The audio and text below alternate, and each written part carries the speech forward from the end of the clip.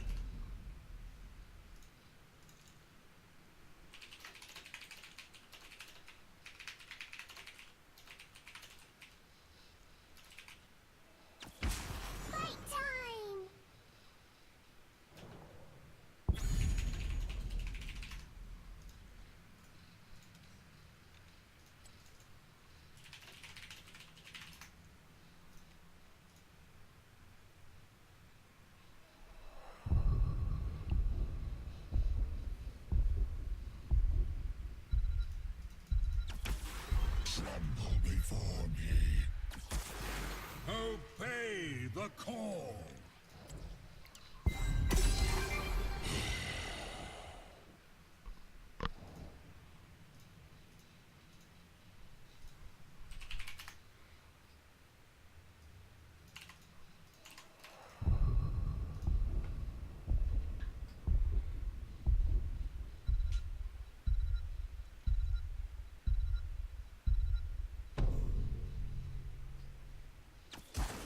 I bring the mega death.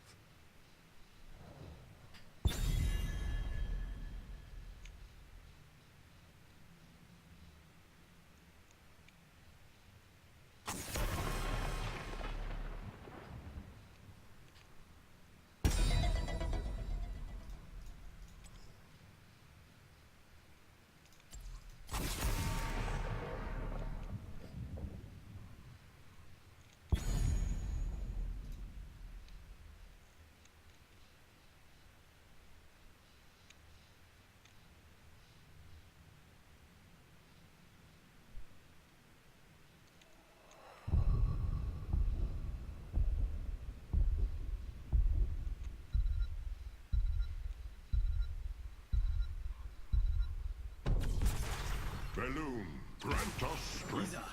尋常に勝負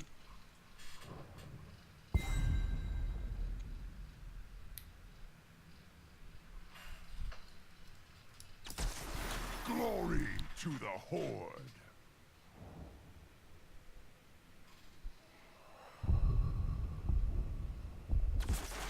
This galaxy shall suffer.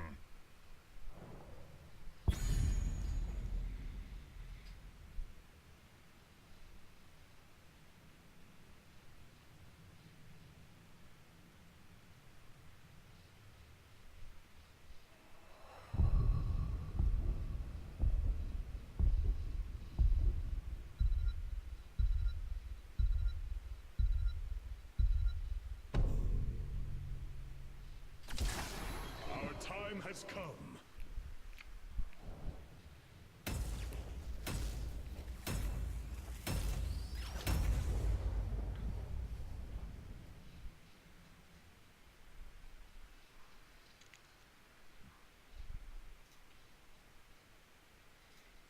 Interesting drafts. I mean, what do you expect? A tier league. You're not gonna get real drafts with good heroes.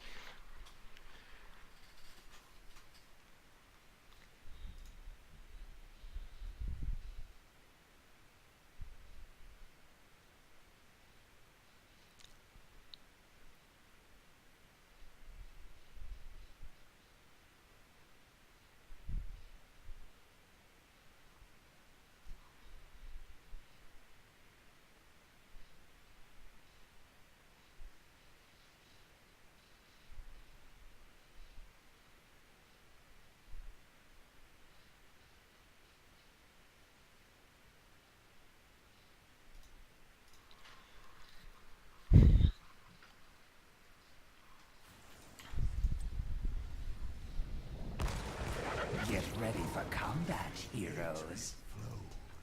Are you ready to take this show on the road? Those who question my orders will find their souls scattered across. Is it actually worth it for me to take this talent? I don't like this talent. I'm not going that talent. Battle commencing in 10 seconds. Just taken every game by the Mephistos at BlizzCon, but they never finished this quest 4, before 3, 15 minutes. 2, 1. So I don't think it's worth it. Let the battle begin. Evil moves amongst you.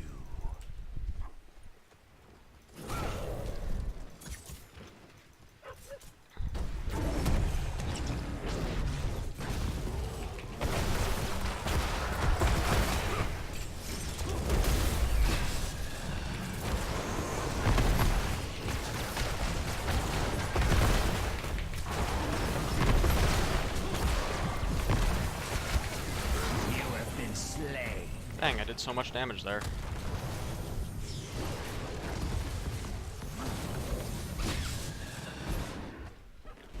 Then I just died to a bunch of targeted damage.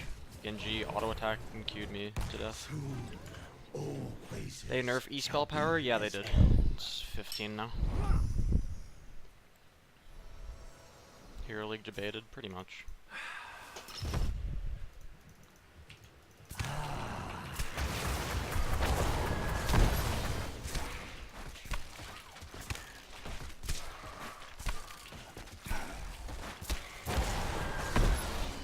Malevolence is boundless.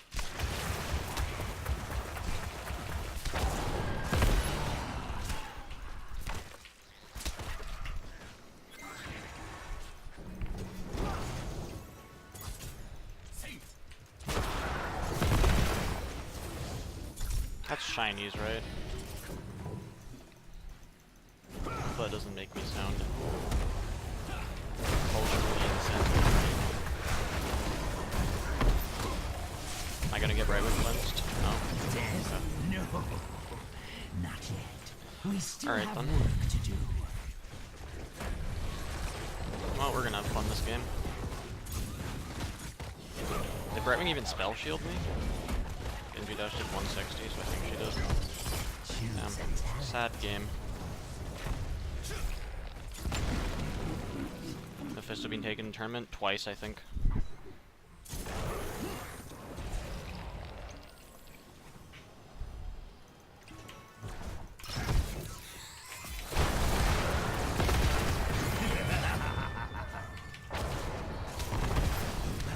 And he lost. Or no, he won one time. He lost the other time. But the time he won it wasn't like he carried his team. He was okay. He did damage and stuff. But nothing insane happened.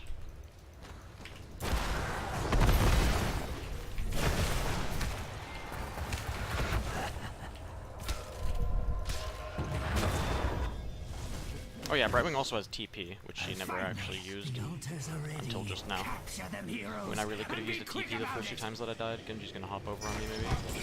Oh, I didn't do that. And now I'm gonna die.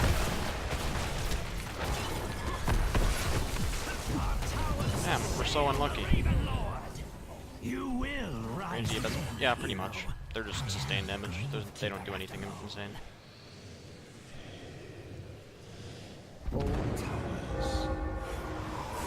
Damn. I wish I could get a Brightwing cleanse or TP once this game. Because so far all that I've gotten from Brightwing is some passive heals and an E. From my domain.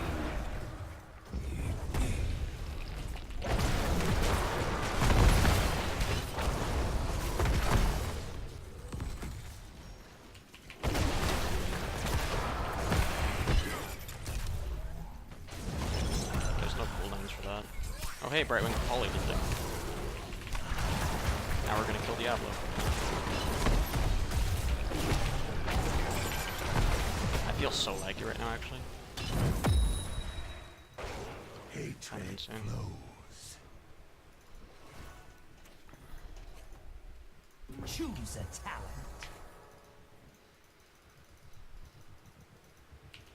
Oh.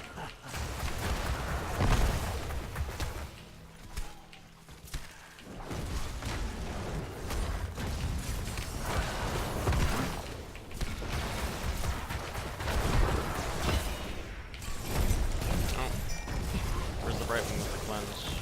Not there. Where the TP? No?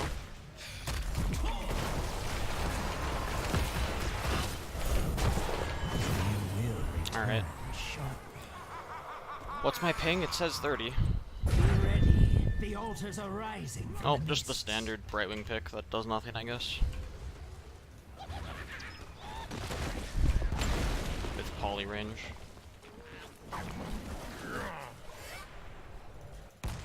Vanquished evil rises anew. Yeah, I don't know what the poly talent on one is for. Is boundless. When the enemy team is full melee stuff. The altars stand ready. Capture them before the Raven Lord's pawns do. Is mine. Great keeper.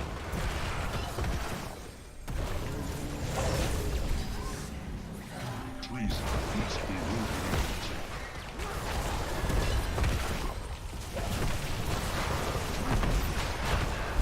Well done. go, I finally get to carry a team fight. I mean, it's that easy. What happened here would have happened every previous fight if Brightwing did anything to help me when I was getting going on. Even your best. Let the assault begin. Oh, awful 7 too, yeah. Instead of Phase Shield, which gives a bigger shield and is way more reliable. And is on a lower cooldown. And this Brightwing hasn't even, I haven't not even seen the Brightwing use her cleanse once this entire game, so, yep. Is she gonna TP top or does she have no map awareness? I don't know.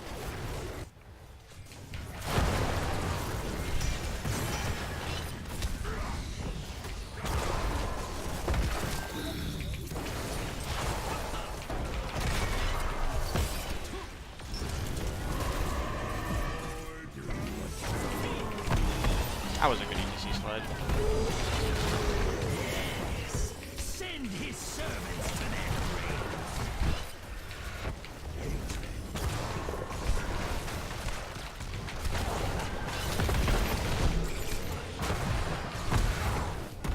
Oh, but I keep getting PK'd by my team. Never mind, that does no damage before I finish this quest. That did so little damage, actually.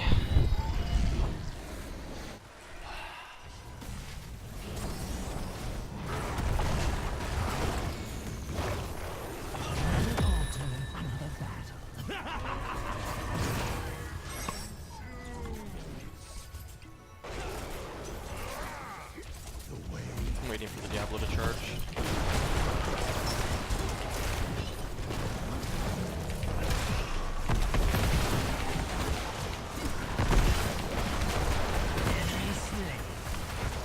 They shouldn't have cooldowns. Oh, Diablo does have his battle line. killing spree has Oh no, he doesn't? Really? He got his cooldowns back that Capture fast. the altars, and Okay. we shall deal the Raven Lord a Unlucky. grievous I killed, blow. I mean, I 1-for-1 the Kel'Thuzad and got a ton of damage out, but... Let's see if you learn your lesson this time.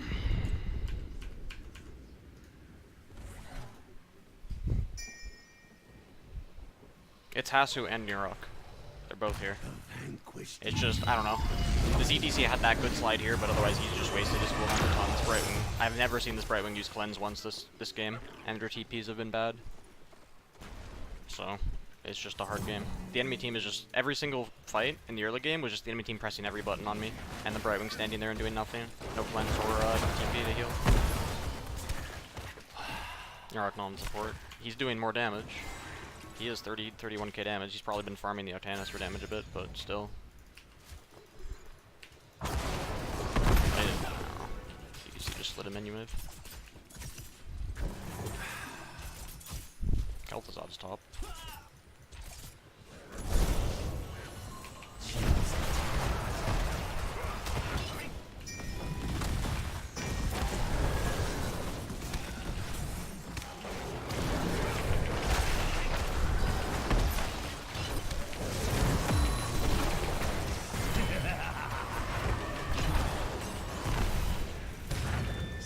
Yes, let the altars rise!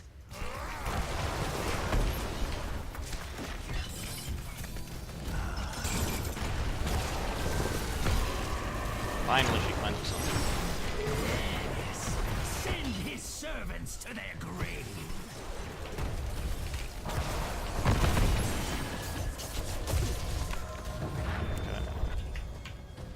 Brightwing has TP this entire fight too. She just never uses it. do not disappoint me.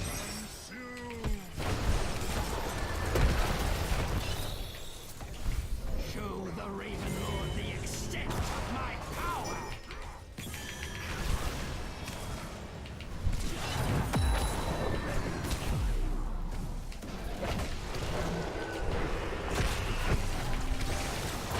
If that boop knocked him out of my root, I would have been so mad.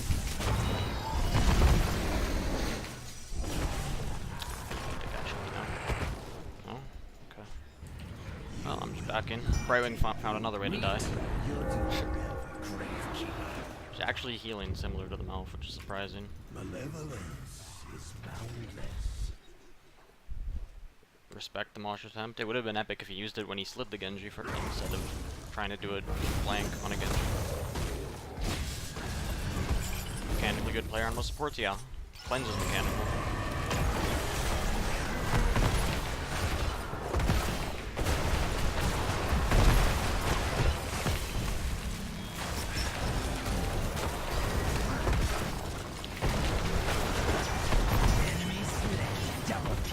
There we go. I mean, if the enemy team isn't focusing me with literally every cooldown they have, and it also works. See, that was a cool route there, ultimate there, where he didn't know. I ran out of mana. That's all I've got.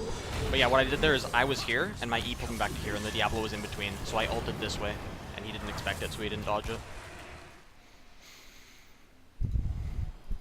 Yeah, there's less skill shots on support, but your positioning on support, your position is the most important out of any role, or maybe tied with ranged DPS. But your positioning is one of the most important. You have the least get out of jail free cards compared to tank or off lane or flex, and you're also the best focus target because you can save everybody else, but nobody else can save you as effectively.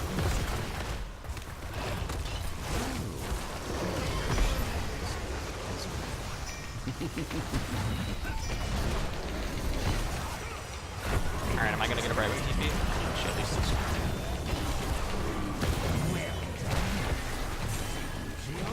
one. Wow, Brightwing healed me, and we killed almost everything.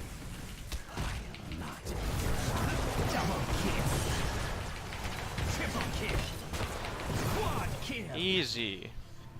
It's so easy when my Brightwing heals me.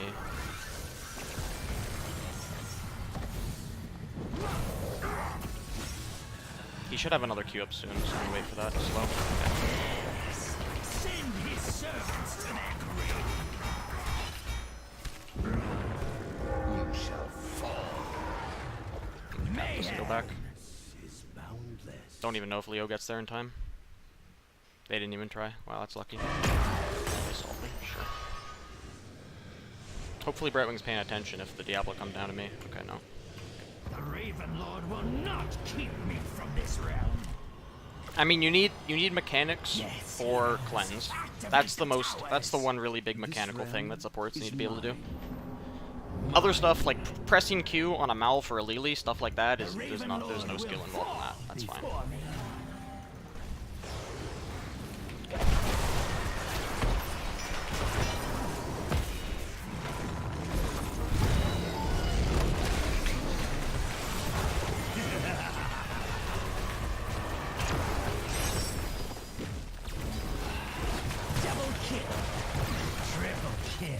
Okay, Genji.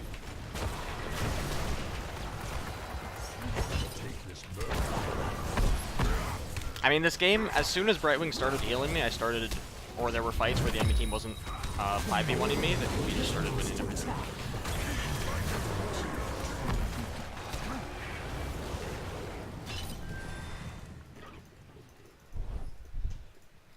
On that engage, I had cooldowns though. No, yeah, a lot of stuff supports do is not hard, but the hardest stuff is positioning and cleanses. Those are the two really hard things.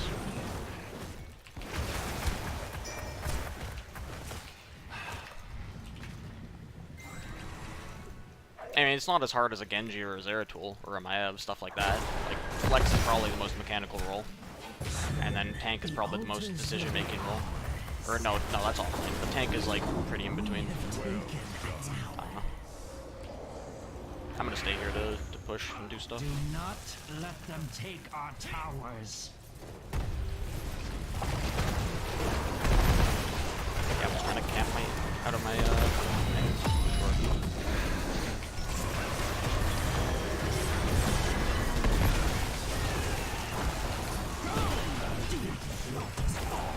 He ran out. Your killing spree has ended.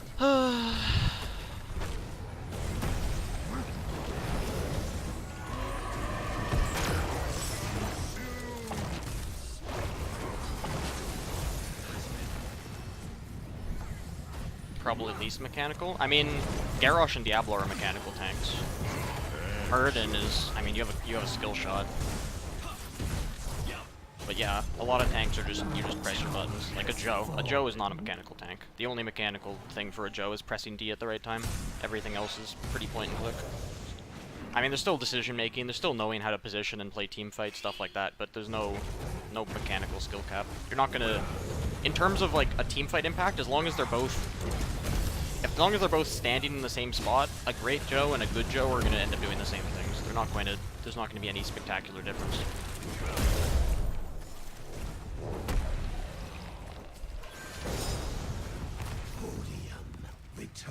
to this world. Kyoto that. Ravenlord's heroes have taken a tower. Meet your doom.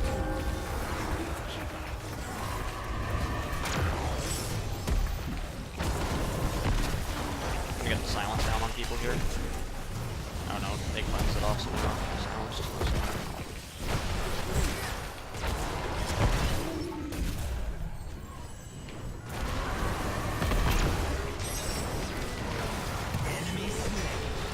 Damn, I got twilight range.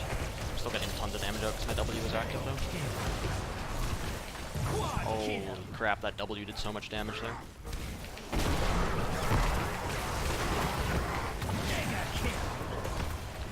Because, like, late game Mephisto, when I've got this 20% spell power active, which it should be every team fight, my W is suddenly doing 500 DPS or more.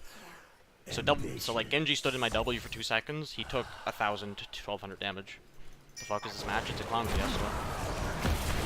They have a random Kel'Thuzad who is either getting farmed or one-shotting people.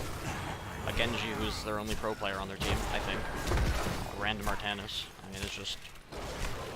either Brightwing keeps our team alive and then we win the fight, or Brightwing does literally nothing in the team fight and then we lose. That's what the game's been coming down to. She's the one that's not been doing her job the most. The altars rise again, heroes. Like a mechanical ETC, that can be an impressive hero to watch. But it just depends on the meta, depends on what heroes are good. And same for support. Like, I don't know, Lily's not a mechanical support. Malf is not very mechanical for a lot of stuff.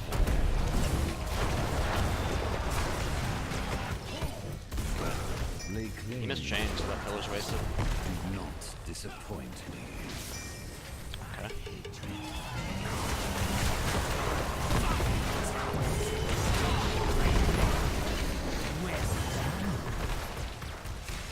I mean, I'm trying to kill the Artanis, he just doesn't spell shield, I think.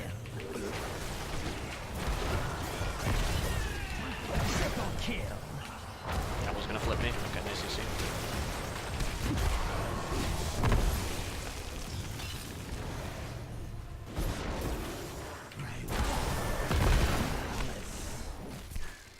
I'm gonna go blink over on the Diablo here while he taps. Okay. As it must be.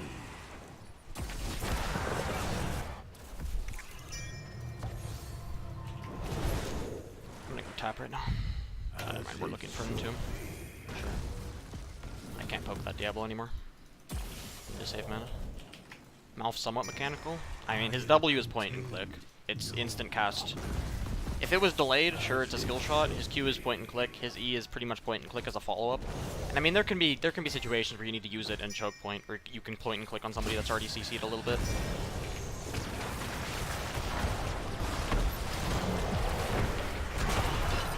That should spread on the Malf.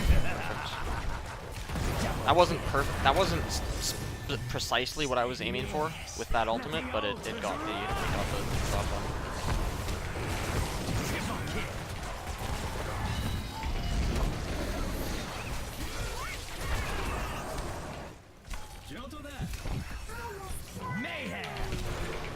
Ran out of mana.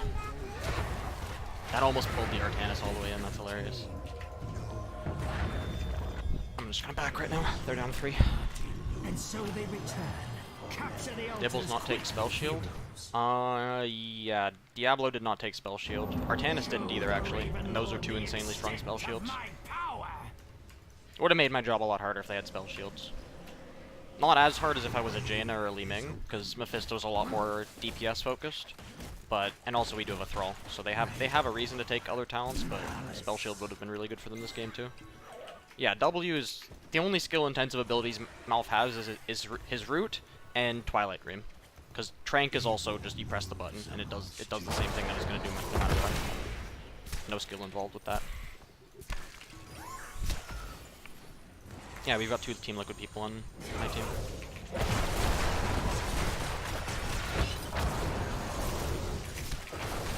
I'm gonna go for the activation here. My team's not really helping me. Where's my ETC to zone them out here? He's just running in circles.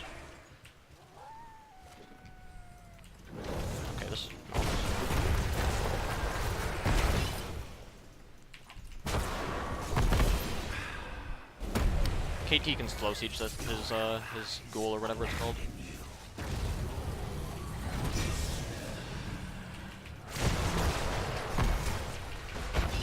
I don't know why Diablo's wasting his cooldown. Okay, I got my root in silence. I'll put a pretty good Twilight Beam out.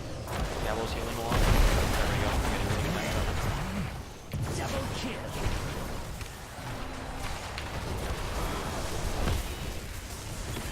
No cooldowns anymore though. I can blink over this wall though. Hatred flows. The altars They're still stand chunked out though. ready. Capture them before the Raven And I know they're Lord's coming through this choke. pawns. Do that, do that. I'm gonna just fight. Oh, Brightwing didn't heal me. Oh, Brightwing's not here.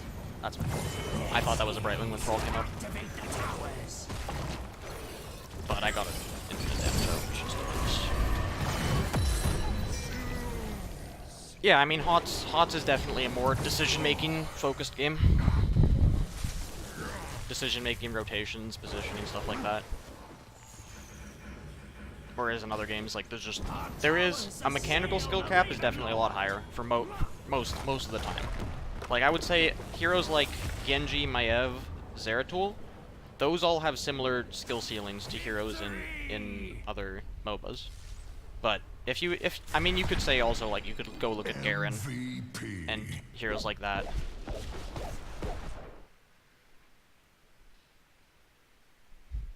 And then say sure to Lili, but there is definitely, on average, or if you just look in general, there's a lot more low skill cap heroes in HOTS. And they've been trying, like, definitely all the old heroes are really low skill cap, or almost all of them. Where they just do one thing. They press their buttons, and their buttons do the same thing, whether or not you press them at the right time. Like Avala, let's take Avala. Her Q, you press Q, it does damage. There's no skill involved. You press W, it does damage. There is no skill involved. The only skill involved, I mean, even Strafe. You press Strafe, there's no skill involved. The only skill is her vault, her move speed, and her ult. Yeah, more recent heroes are all higher skill ceiling. A lot of the old heroes are lower skill ceiling. Like a Stitches, I mean, Hook is really skill intensive for sure. But Stitches W, there's zero skill involved. Either you press the button or you don't. And if you press the button, it's going to do the same thing. It's not a skill shot. It is not a skill shot. Do not lie to yourself that this is a skill shot. Don't lie to yourself that a mouth W is a skill shot. It's not. You point and click. An Uther W, you point and click it. You point and click this. You point and click this. I mean, you can use this to interrupt things. If they happen to be in melee of you trying to channel something. That's the skill involved with this. E-Storm, I mean, before when he had Sprint or other ways to actually use this effectively, there could be skill involved, but now it's just, is there a hero in melee of you? If yes, press D-Storm. A hero like Sonya, like, you press W or you press E, and then you go AFK. The skill is in this. There's no skill in this. And I mean, you have some move speed to do things with. Yeah, I mean, bad players misuse their vault. Like, you can see the difference in a bad Vala versus good Vala by how they use their vault. You don't see a difference between Q and W. A good and bad Vala, the only difference between their ability usage will just be mana, concentration. That's it. Otherwise, they're still just going to press the button, and it's still going to do the same damage to the same thing. You can't miss. You can't outplay it. I mean, like Lunara. Where is the skill in this hero? Allies of the forest. You kind of have a slow that you need to time, and you kind of have this as a skill shot. I don't know. And you kind of have move speed. Like, Medivh's a skill-intensive hero. Chromie's a skill-intensive hero. Dahaka, his Q's skill-intensive. His E is skill-intensive. His W isn't. I mean, it's just, there's a lot of abilities in HOTS where you just press the button and it does something, and it doesn't matter how skilled you are to actually use the ability correctly. Where is the skill in Raynor? Yeah, there isn't skill in Raynor. Like, the skill in Raynor is kind of pressing your E at the right time, and, I mean, using your Q to interrupt stuff. What's the story? Hyperion, you press it whenever you press it, and it's going to do the same thing. Banshee, you can kind of micro it, but that thing's a bitch to micro. It feels so garbage to micro it. Because it's so unresponsive, and doesn't properly follow commands.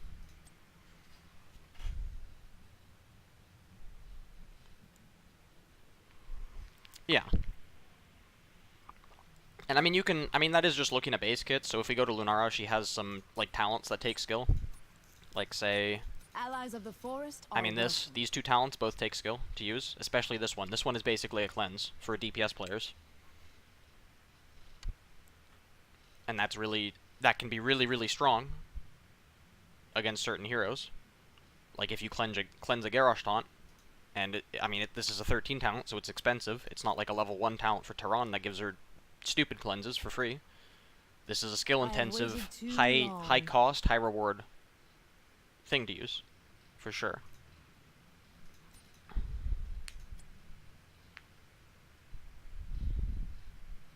mean, like Lucio, I mean, that's kind of the design of the hero, because he is from Overwatch, and his Overwatch design is also kind of just sit there and you do the thing. So I'm not going to flame him. But I mean, the more recent heroes are more skill intensive, for sure.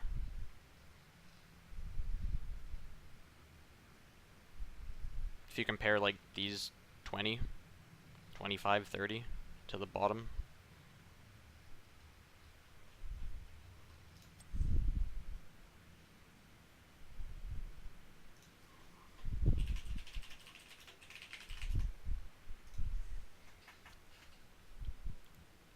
Constant changing stutter step timing on Zul'jin? Yeah, that's pretty interesting.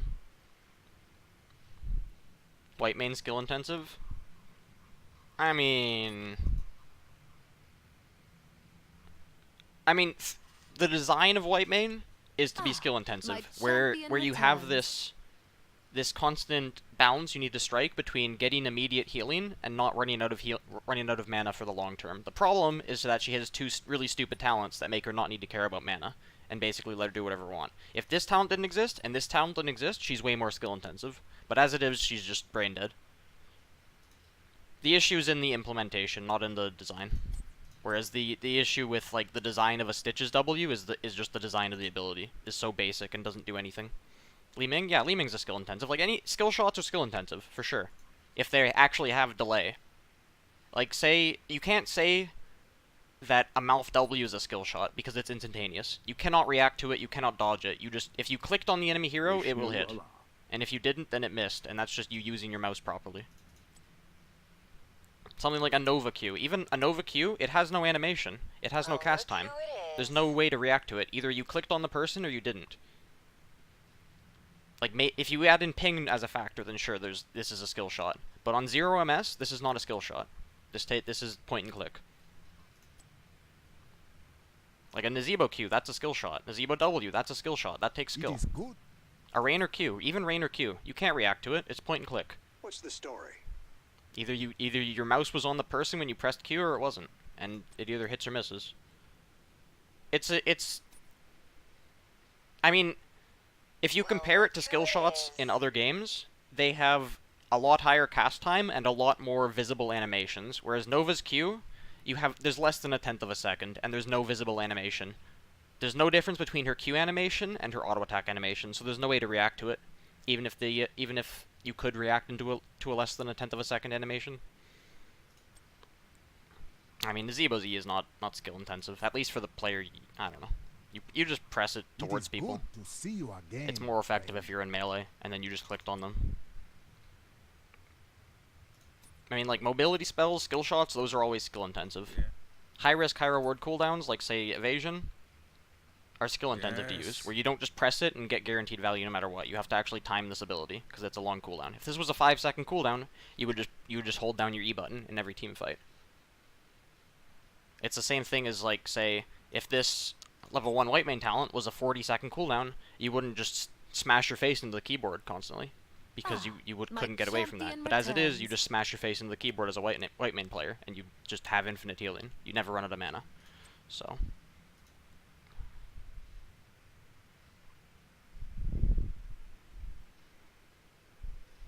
I mean, Mal'Ganis, this isn't a skill-intensive ability. I mean, it has armor.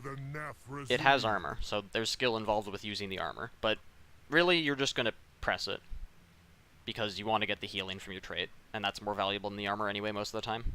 You're never saying, like, compare this ability to Blaze's trait, where you can just see the cooldown for Blaze is much higher, where So if you're Blaze and you waste that cooldown, you can actually get punished for it, especially because this ability, the highest value portion of it is the armor. That's what you're mainly using it for. And you can use it for wave clear, you can use it for a bit of damage when you go to burst somebody, but a lot of the time, or maybe that's the other thing, is if you wasted this and then you find a point where you need it, there's actually downtime.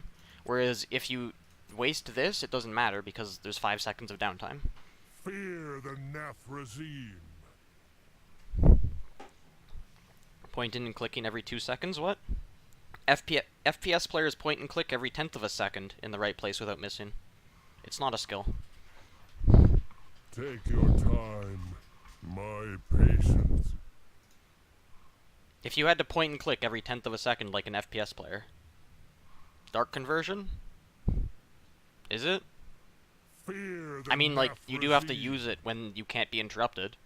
And you have to play a balance between getting low and getting too low that you die during the duration, sure. But it's still point and click. What would you give for true? It'd be a lot cooler if this was a skill shot. And then maybe could hit multiple people or something. So, because that's the big thing, is a skill shot is less effective than a point and click. Oh, you were joking? Alright. But a skill shot is less effective than a point and click ability. So then the skill shot should be higher power.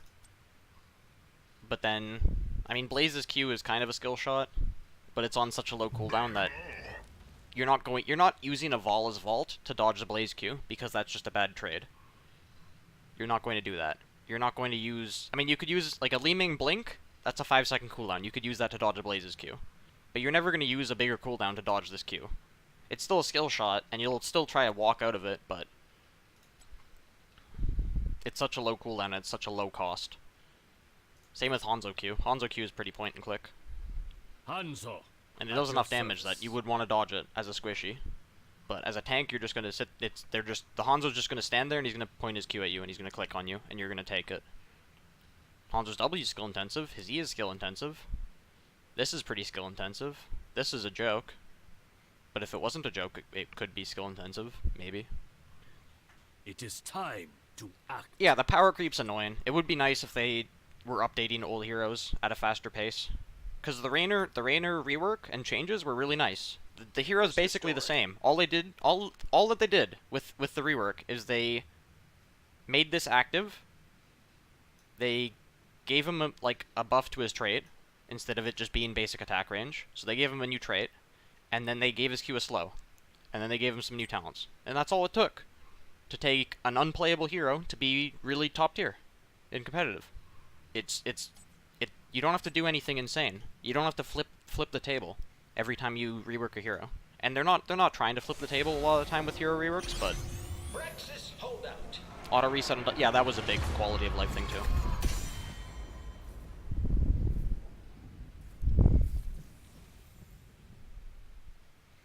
Yeah, I mean, some of their hero reworks are really insane. Like Tyrande rework is just disgusting. It's just absolutely disgusting.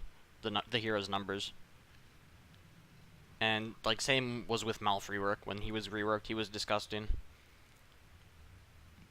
So I don't know what the issues are that are leading to that, but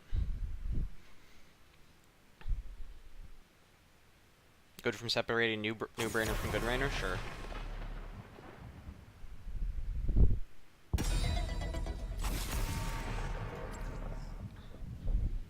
Yeah, Alarak and a lot of the reworks for heroes have not been successful. A lot of them.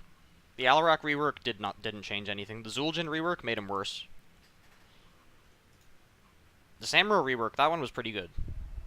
Hammer rework made her absolute cancer, and I do not like the Hammer rework at all. But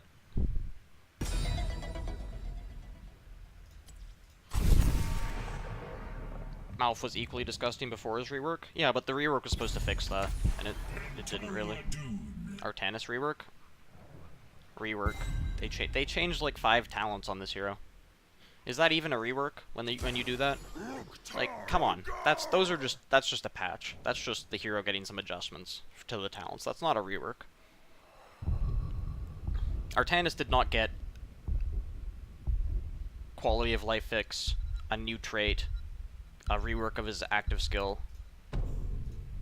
functionality, stuff like that. Like, We will forge a that's not a destiny. rework. Don't even count that. Reworking Hammer again now? I mean, before the rework, Hammer was fine. She was a long-range auto attacker that then could, in specific situations, be strong to siege up.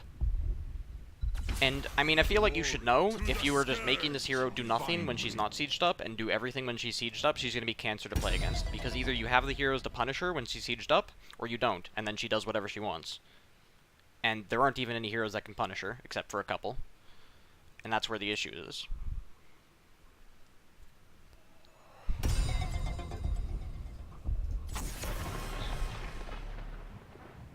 That wasn't part of the rework most recently. That was a while ago. And that should have just been baseline, because it was activate W in the middle of his Q.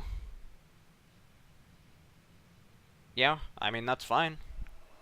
Because, like, it's not like Artanis is competing against Chen for viability. Artanis is competing against Blaze and Arel and Dahaka. And, like, there are heroes like Maiev and Genji in the game.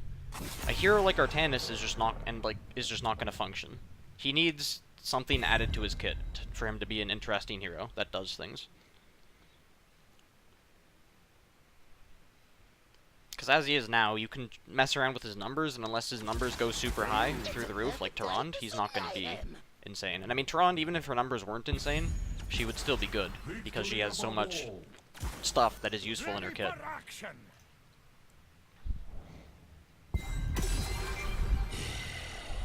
Because she has the vision, she has the CC, she has the... I mean, if you count talents as part of her kit, she has all of the OP talents that she has.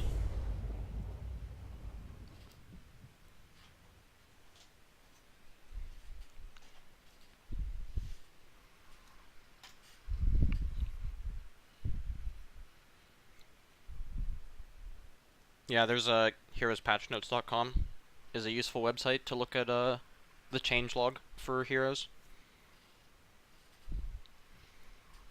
For example, you could go and look at Maiev on that site. That's a fun one to look at.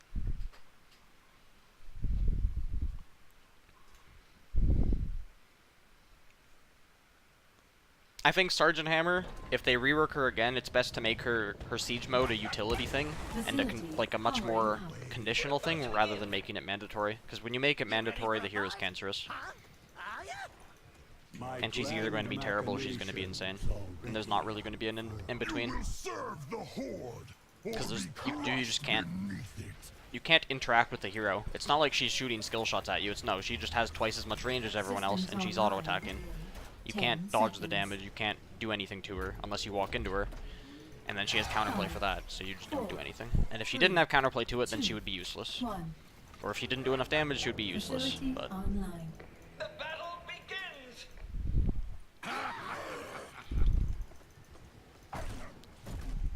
here you can see Junkrat. Yep, as you can see, 3 Qs, instantly back to 4, because he precast the Q here, before the gates open.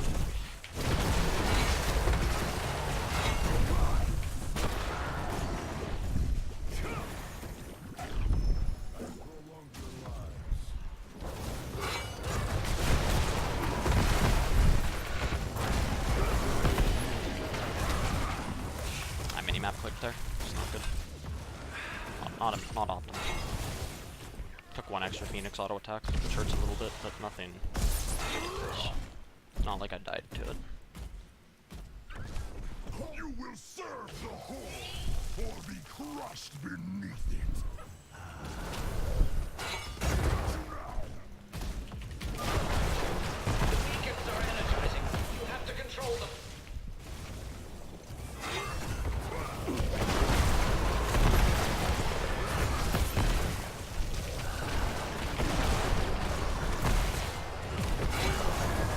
I got Phoenix's thing.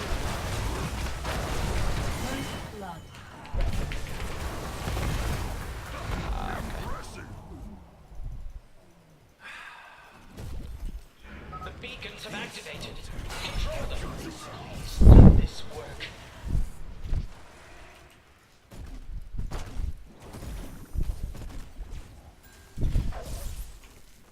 Hatred flows. lane. Nice meme. Hero can't win against any real off lane. Alarak trapping around here. It's a good trap to put down. Oh, he left.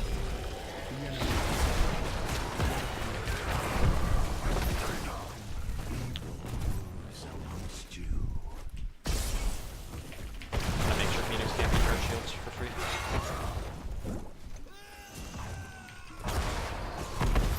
That might be an Alarak kill. We can get him into real damage. Slain. Double kill. Oh, we have a mouth to give me mana. That's so nice. I love mana. This hero eats mana, almost like he's not released in 2018. Arthas is an offlaner. Arthas is a second tier offlaner. There's no Malford on that? Okay.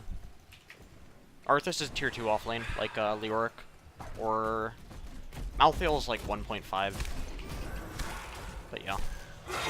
Definitely an offlaner.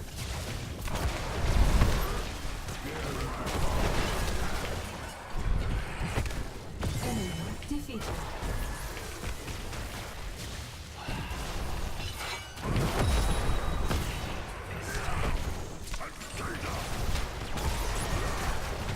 Hero terminated. Enemy team is having a ton of fun. I don't quite have the duration kill him. Junkrat Q's soon. He's looking for it. He might find it. Killing spree. No, he's not. He didn't have it in time. Wasn't sure about the cooldown.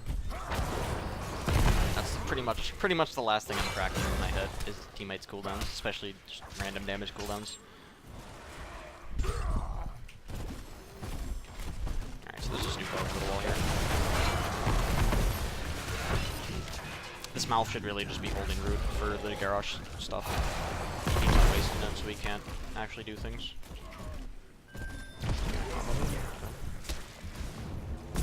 Follow up.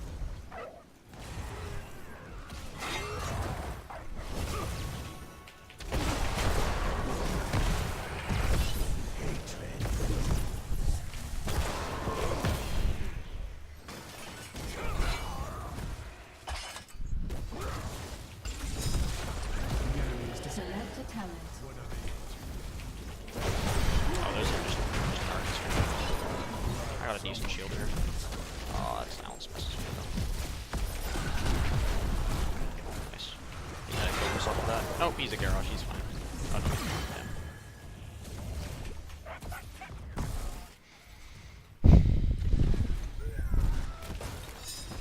Oh, never mind, he's fine. Yeah, you're okay. Evil moves amongst you.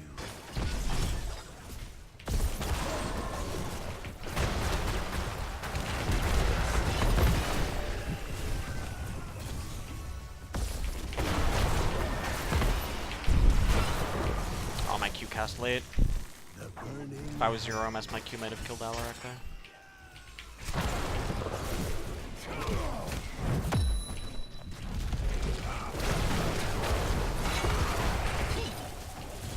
It is so nice to have a tank that punishes the enemy team for walking into me to dodge my W damage.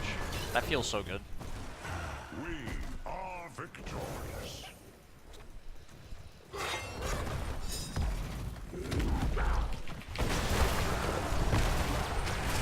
That's a good move. Confirmed. Well done. I'm gonna go top actually. I might scare him here. He knows that I blinked over. Still helps him win the fight. Oh, fuck, boss. Oh no, my W. Alright, we're good. He's up a level in stats, and that should be enough for him to win the matchup anyway with auto attack build. It begins. A ton of the 1v1s are really dependent on whatever stats you can get. Excellent. The enemy will have to deal with a much larger wave of When do I like Q build? I don't like the level 1 talent at all. It just takes too long to finish, and it's too unreliable to finish. I tried it a few games, but... that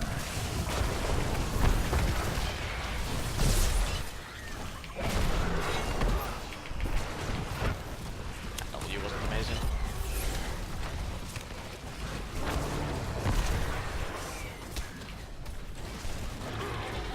One tricking Mephisto Still he's fun.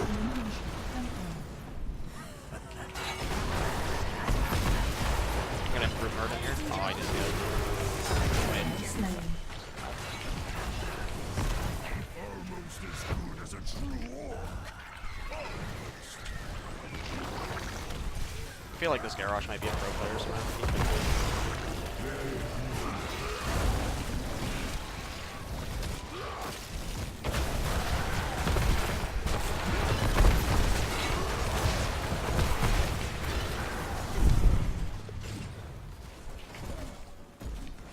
Alright, I'm back in. It begins. You will not elude my wrath forever.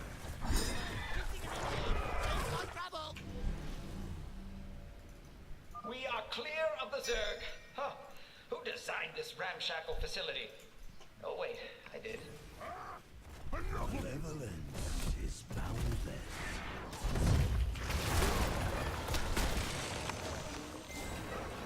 Let's set some on fire.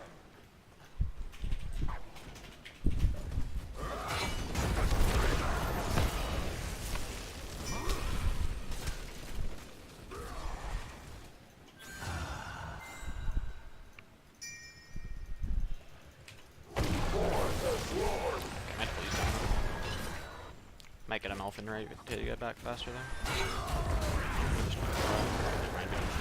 Alright, never mind. This is not a pro player Garrosh. If a pro player would have thrown that immediately. Oh, that throw was so bad. What are you doing, Garrosh? That's what you saved your throw for? Enemy defeated.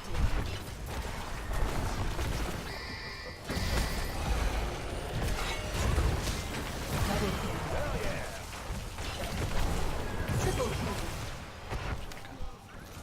Can dive that. Actually, if Malf tanks it, we can maybe try and dive it. He's pretty... Quad kill. Oh, he's actually up here. This may be killable. Oh no, he's just so healthy. Murder and regen. Mayhem.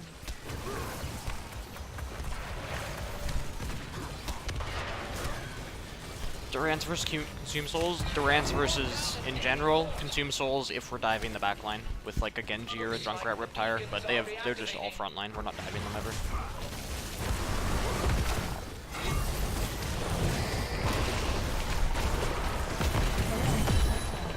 Enemy hero terminated. Double kill. Damn, that burst heal saved him. For now. Malf didn't hit my Q hits. It begins. Whatever, I'm back. Yeah, he's gonna tell Malf to hold Root because he keeps wasting it. Probably. The beacons are active once again. Control them before the enemy does. Never mind.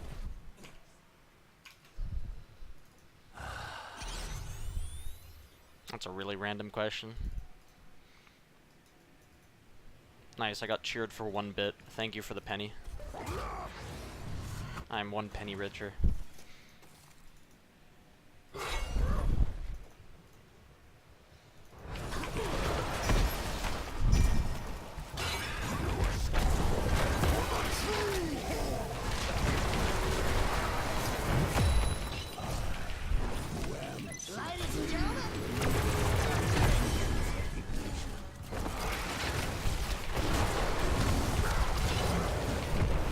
Nice, got him. You can't dodge that skill shot. Even pro players don't have the Mephisto mechanics. Triple kill. Enjoy the gift of my pitiless Almost as ire. good as a true orc. Almost. Untouchable. Kill confirmed. Hatred flows. You will not elude my wrath forever.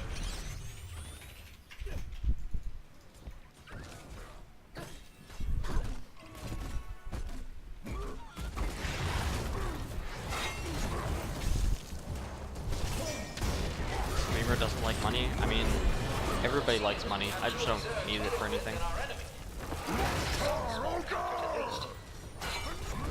Kill confirmed. Double kill. Alright, well, I'm not gonna be in the rest of this fight. Good thing they already died. Oh, there's the Trank. Super high skill Frank. Oh, super high skill Alarak combo. Oh, he dodged it. Damn, what a player. But he didn't dodge my Q. For that. Oh well. It can wait. You must deal with the Zerg.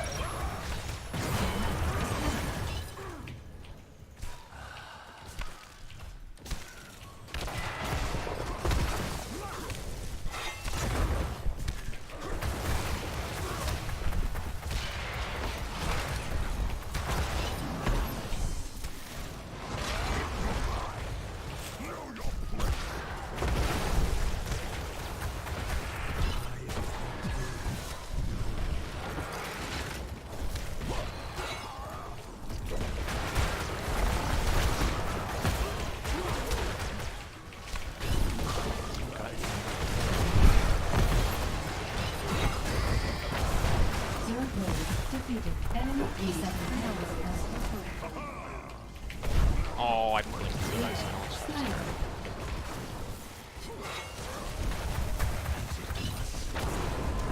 Oh, this is the sounds.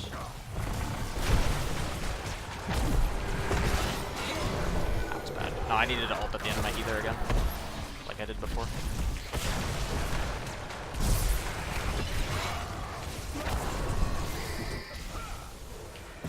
Slain. Oblivion is a mercy.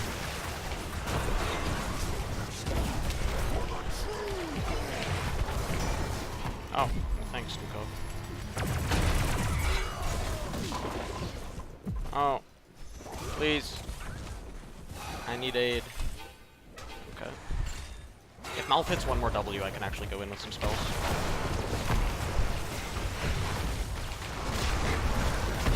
Hero terminated.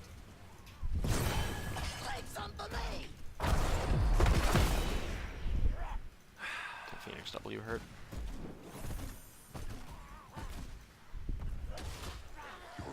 These ghouls chased forever though. Wow. Ooh, I got a sub. Nice.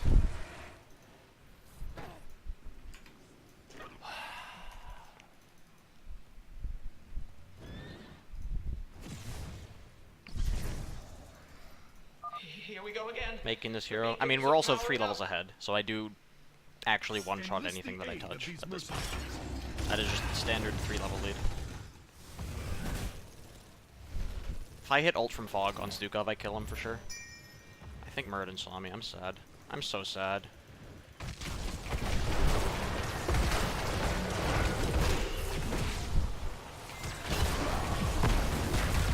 Oh, I barely didn't have blink off cooldown in time. If I could blink, I was planning to blink out of that Stukov combo up because they were running down here, and I would have had the perfect arc, and that's what I did after the Stukov silence ended, and I got out of it, but it was too late. So that's where I walked at least. Oh, I was so unlucky that Muradin saw me when he ran here, and I ran here. But yeah, I did the ult combo here too, where I blinked to here and then ulted here, and then when I blinked back to here, it ulted this direction.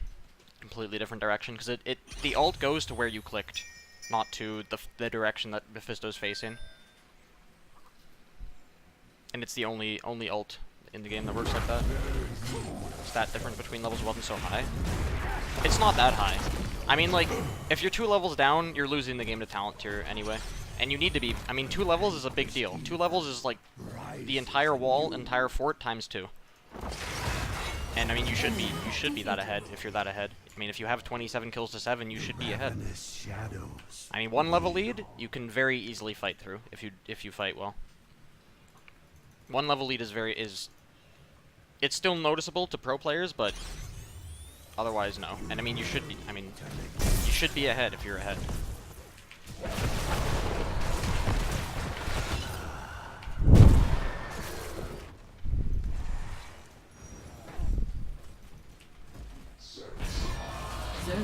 It's not like you get a 1. It's not like teams are saying, "Oh, we're level 4 to level 5. Let's take this fight," as the enemy team is like 4.5 or something.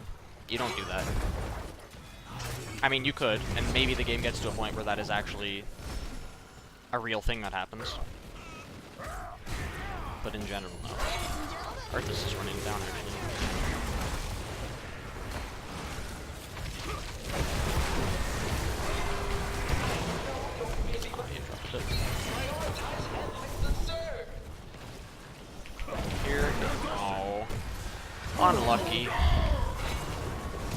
kill. So you do have some. Alright, maybe I'll get my blink cooldown up in time to be able to do this. No, it's dead.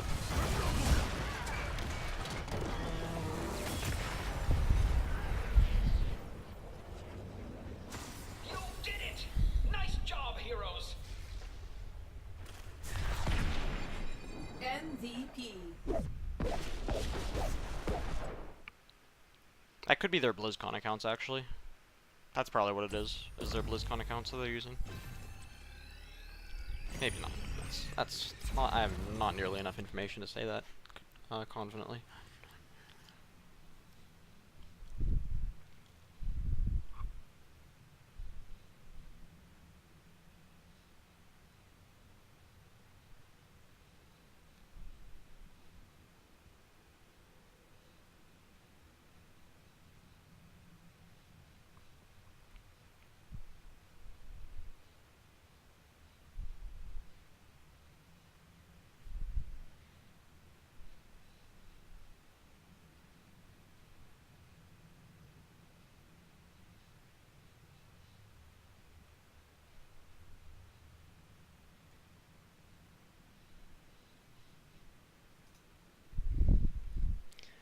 Current solo lane, it's the worst it's ever been. Absolutely terrible.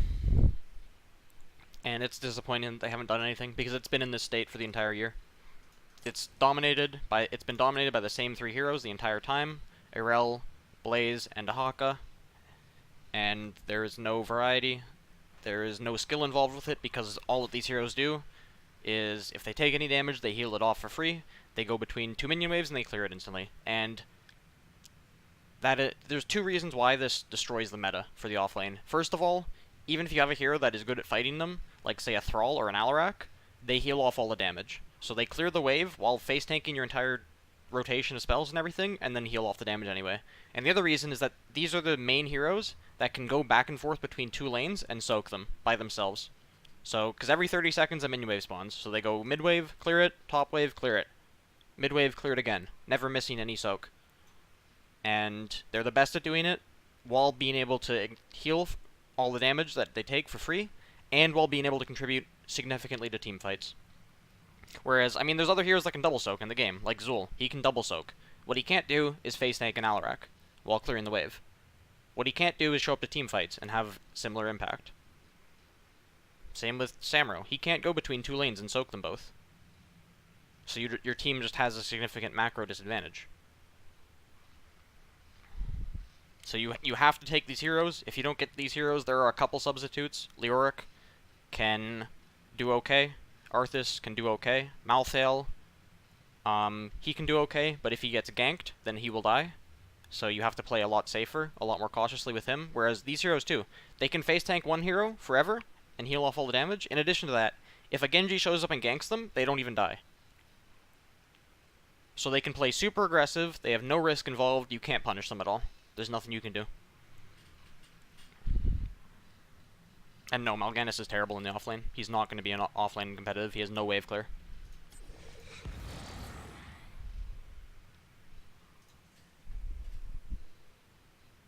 I mean, it would be okay if they could do that, and then they were absolutely useless in team fights. Like, say, Vikings, who you also can't punish for soaking all the lanes.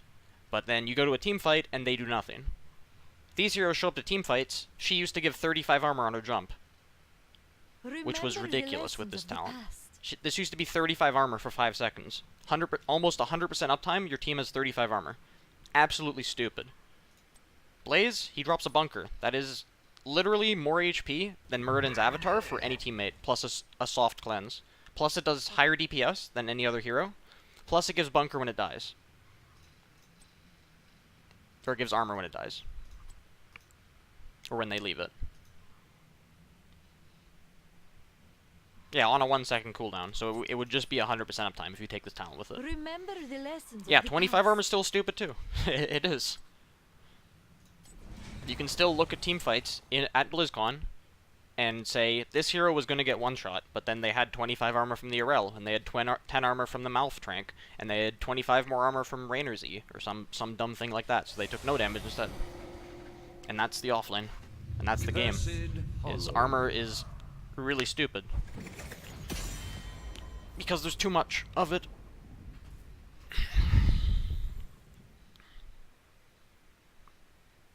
Rel's armor jump shouldn't exist.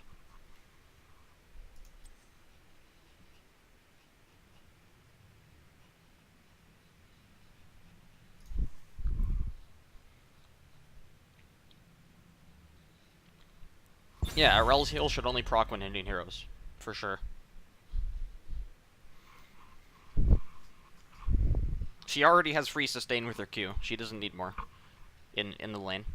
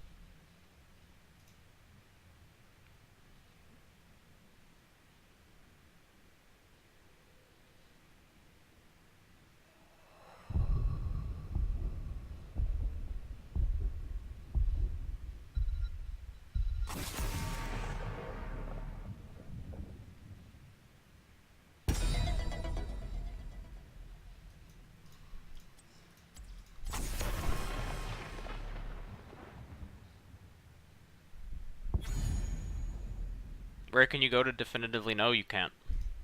You could look at drafts in competitive. Go to like masterleague.net. Let me pull up a link to that. And then look at drafts, high-level drafts from actual high-level teams. So not China, not other stuff. Not China, not minor regions, and not most of NA either. But if you look at like the BlizzCon drafts most recently, that's a pretty good general idea of the meta.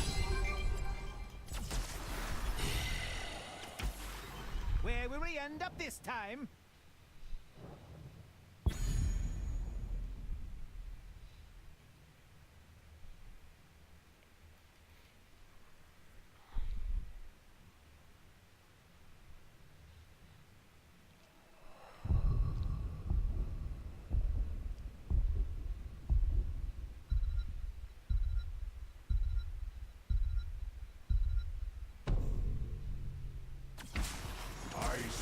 With every death comes honor.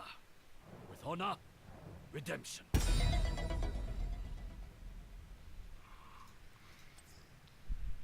Alright, that's some stuff.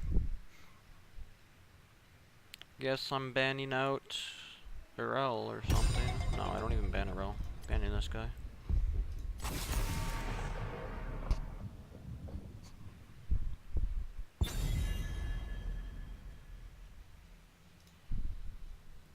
Why do I like Mephisto so much? He's just fun to play in Hero League. He's a hero that really rewards high skill play. And he's like interesting. He's more interested in just standing still and auto attacking, which is most ranged heroes right now. In terms of competitive, he does not add very much. That isn't done by another ranged DPS.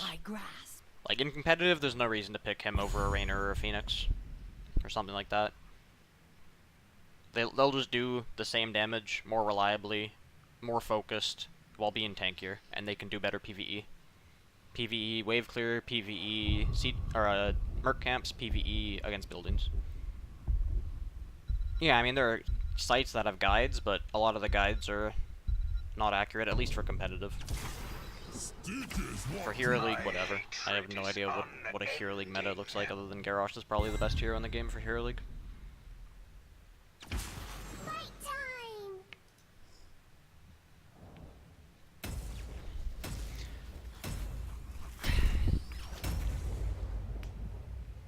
No Team Liquid anymore.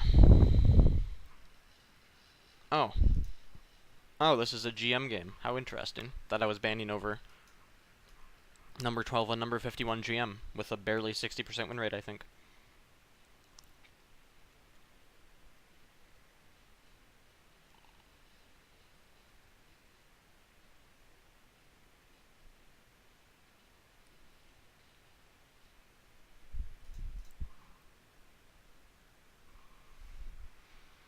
And I mean, like, Zeratul is kind of a solo laner, but only on some maps and only for some team comps and stuff. Yeah, I'm not gonna... I don't know Hero League. I don't really care. Hero League's a mess. Heroes. Hero League's a clown fiesta. This must be a bug. I'm pretty sure I'm supposed to be fighting you. How I abhor the righteous. I mean, if you want to play play offlane in Hero League, pick whatever you want. Because it doesn't matter. Whatever you're good at. The battle begins in 10 seconds. NA has always been, yeah, NA Hero League. I was actually thinking about streaming once BlizzCon's over, because at least right now I can try to get in games with BlizzCon attendees. But after BlizzCon ends, I was thinking about streaming on Europe, because I already have the Blizzard account that they gave us with some MMR on it. It was like Masters MMR last season, with a 70% win rate or higher. Okay, Murden's face tanking. He's a Murden, who cares? I wasn't gonna go in on that until the menu wave got here.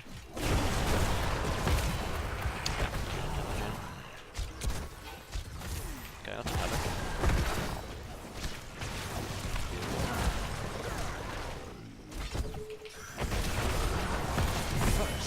They stacked his 3 there, so I took the blink right away, because that's 4.5 second cooldown reduction. Big issue for us is normally when you pick Lost Vikings, you want to be able to push siege buildings, but all we can really do is run around and try and gank and kill people. Oh, there's Illidan, we can kill him for sure.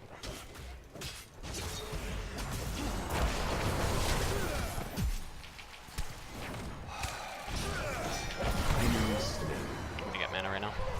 Maiev can probably do a camp. NA professional. Yeah, I mean the big thing is that first of all, esports in general in NA is less prevalent than in other regions, and then also the cost of living in NA is a lot higher. So the 20k here is really low, whereas the 20k in another region is actually really high income. Need to get on the point here. Okay, they're just giving it. Jaina's Blizzard down too, so they can't fight us. From a design perspective, I think it's fine. It gives her a lot of like playmaking potential while still keeping her original kit. It's good. So it's similar to Raynor. I think I was expecting her to be stronger in competitive too, but she's too squishy for competitive without a second support or something like that. That's a dead Hanzo. Team is just running around the map farming the enemy team. It's hilarious. That's Hero League.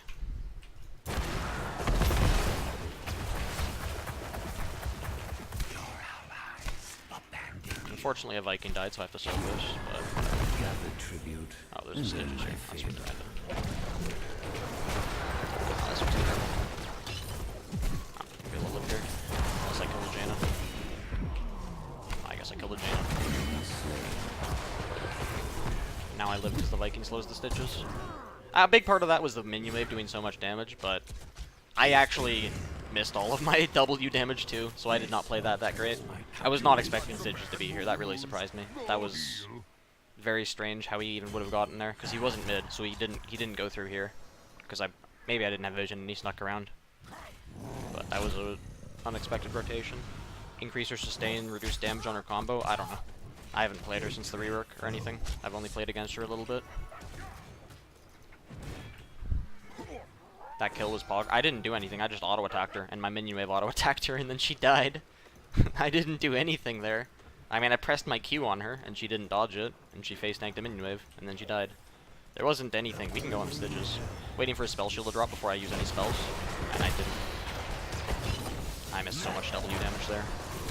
Yeah, I use his team here anyway. Never mind, we can kill people. Q? Nice. That was good. See, that I played well. Mid, I don't think I played that well. Only meta problem, unprofessionalism? I think that's small. I think that's a small issue compared to other things. Gather tribute. Earn my favor. I think the 3 biggest issues, I mean, there's the culture, there's the relative cost of living, There's the servers, and I think those are the 3 big ones. And there might be one more that I'm not thinking of right now.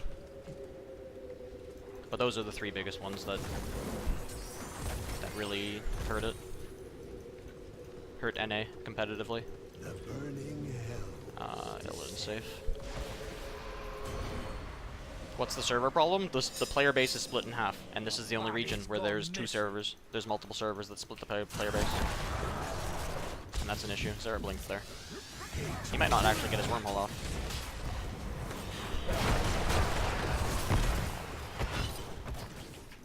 Where our Hero League population split in half, our competitive population split in half. Half of our matches aren't even played on the best ping for us. We're playing half of the competitive matches. One team is playing with 80 ping or higher, and that's just dumb.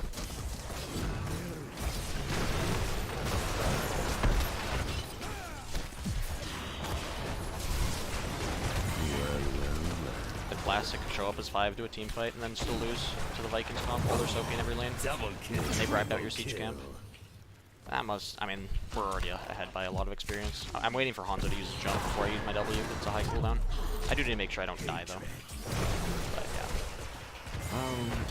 yeah. I don't want to back envision of that. So, I mean, like, there's a big conversation about it on Twitter. I have a tweet that got a lot of response, a lot of visibility.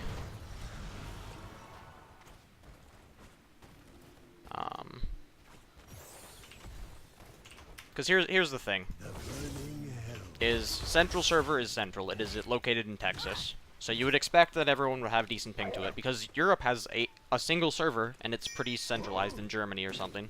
And everyone has good ping to that. But for some reason, Central, people don't have good ping to Central. Fan has screenshots where he has 80 MS. But the thing is there are players on East Coast that have over 100 ping to West. And they don't even have good ping to Central either, too. I mean, they probably don't have very good internet. But it's very hard to improve if you're just not playing under the right conditions, under good conditions. It's like practicing playing, I don't know, soccer while there's ice on the ground and there's snow on the ground. You just don't do it. You fix the issue. Most of my damage is going to get eaten by a spell shield. And Murden is the stun.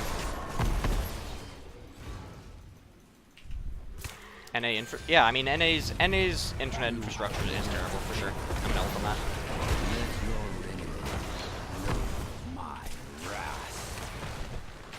That was fun.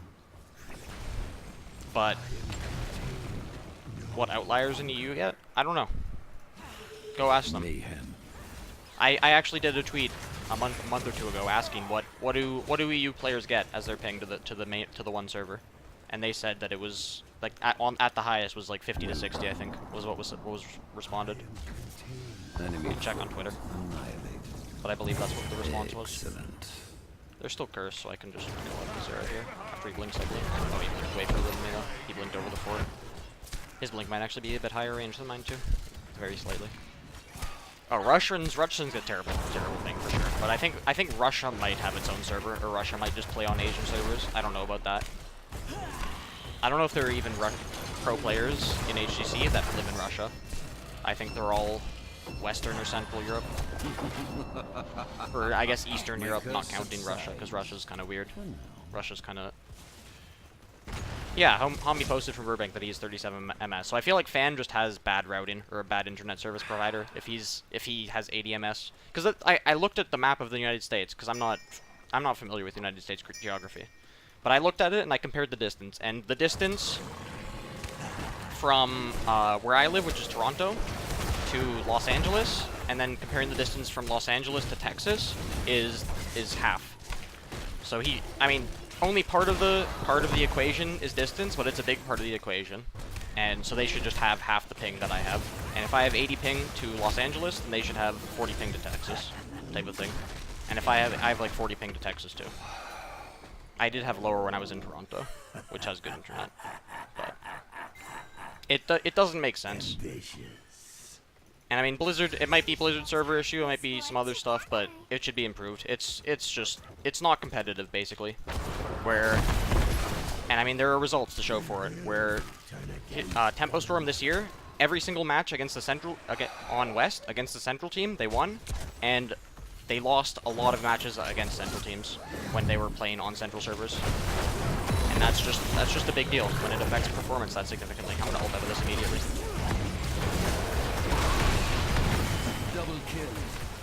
Triple kill. Your foe has been gathered. No, I haven't heard anyone having 80 MS unless you're talking about Russia. The choice is simple. Any pro player at least. Talent. If she gets tether, I can go in on that. She didn't quite get it. It's fine.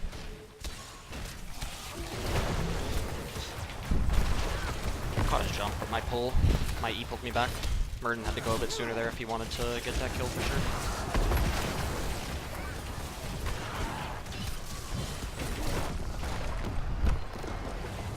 Is Durant of Hate the Hot? Yeah, it's pretty good.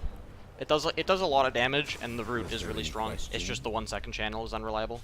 Stitches leave VP early? Yeah, there was at one point for sure a bug where people could get pushed out of VP or knocked out and stuff, and that could have happened there. I wasn't paying attention. I was looking at chat, just AFK for 5 seconds in VP. Operation, that was actually pretty good. Everyone did their job. Zuckerberg says Danesky gets 60 to Central. And yeah, I don't know. Like, there's definitely... Because let's go back. Let's do some history of HOTS real quick. So in the past, there was a private pro player league called SEL.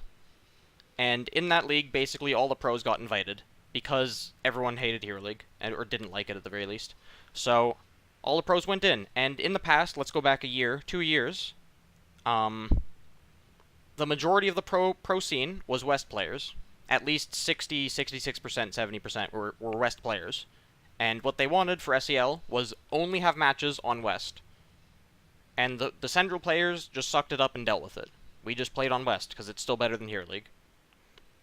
And then, as time went on, more and more of the pro scene has become Central players. Or Eastern Coast players, but Central's the server, for anyone that isn't West. And then, as that developed, and like going into next year, there will be 6 teams on Central servers, and only 2 teams on West servers, assuming all the rosters stay the same. So then as it went on, SEL transitioned from being only West to being not only West, because majority of players were Central. And then because constantly what happens is SEL, people just stop playing it for whatever reason. Either they're not happy with the players that are allowed in, or they're not happy with the server or something. So then we're trying to establish the new rules for SEL more recently, and then we said, alright, majority's on Central. Should it just be if most of the players are on Central, we're on Central server? And the West players said, nope, we're not going to play. So then at some point, we compromised, and we said, we'll still, even though majority is Central, we will still have it alternate. 50-50, West and Central. And even then, almost all of the West players did not even play in SEL. And it's just it's so stupid.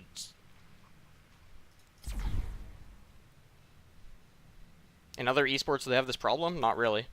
None of the major esports have this problem. They're all LANs. Like, they all have a LAN for their tournaments, and they all live in the same city when they're practicing with each other. On low ping with good internet. So it's not an issue in other esports. And it's not an issue in other regions, because there's only one server, and the server is centrally located, so it's fair for everybody. In Europe, the server is centrally located, so everyone has at least decent ping to it. Maybe some will have 20 or 30 MS advantage, but everyone will have 50 or lower MS. Everyone. Every single player. And for some reason in North America, that's not possible. And it makes a big difference in the results, because you see a team like Tempo Storm, who were number 2 in results for the regular season, and then they barely 3-2 Team Freedom, while playing with their server advantage, because they were the higher seed. So that entire best of 5 against Team Freedom was on West. So Team Freedom Collusion was playing with 110 at ping in that match. You see Collusion get caught out, not get his ult off in time, not cleanse in time, probably because of the ping. And then Tempo barely makes it through the playoffs to even go to BlizzCon, and now they're getting shit on. Because they might not be the second best team in North America. Because they have such a significant advantage, where when they play on West, they are getting 10 to 15 MS, and to Central, I know Glarong had, I mean, he had like 40 to 60 ping to Central when he was on Roll20 and Teammate. I know that. Unless my memory is terrible, but I'm pretty sure that's what his ping was. And like, player like Cattle, he plays on Central a bunch too. He was one of the few West players that played in SEL when it was alternating Central and West. And then, I mean, Fan has this screenshot where he has ADMS. Okay, he doesn't have good ping, but I feel like that's more an exception, where if you look at the geography and the distances, they should have about 40 MS to Central. Because let me pull up a map of the United States, honestly. Because we can compare some distances real quick. Let's do some geography. So, here's Los Angeles, here's Texas. I think the servers are in Austin, I think. So this distance here, compared to, like, I was in Toronto. This distance here. That's about the same distance.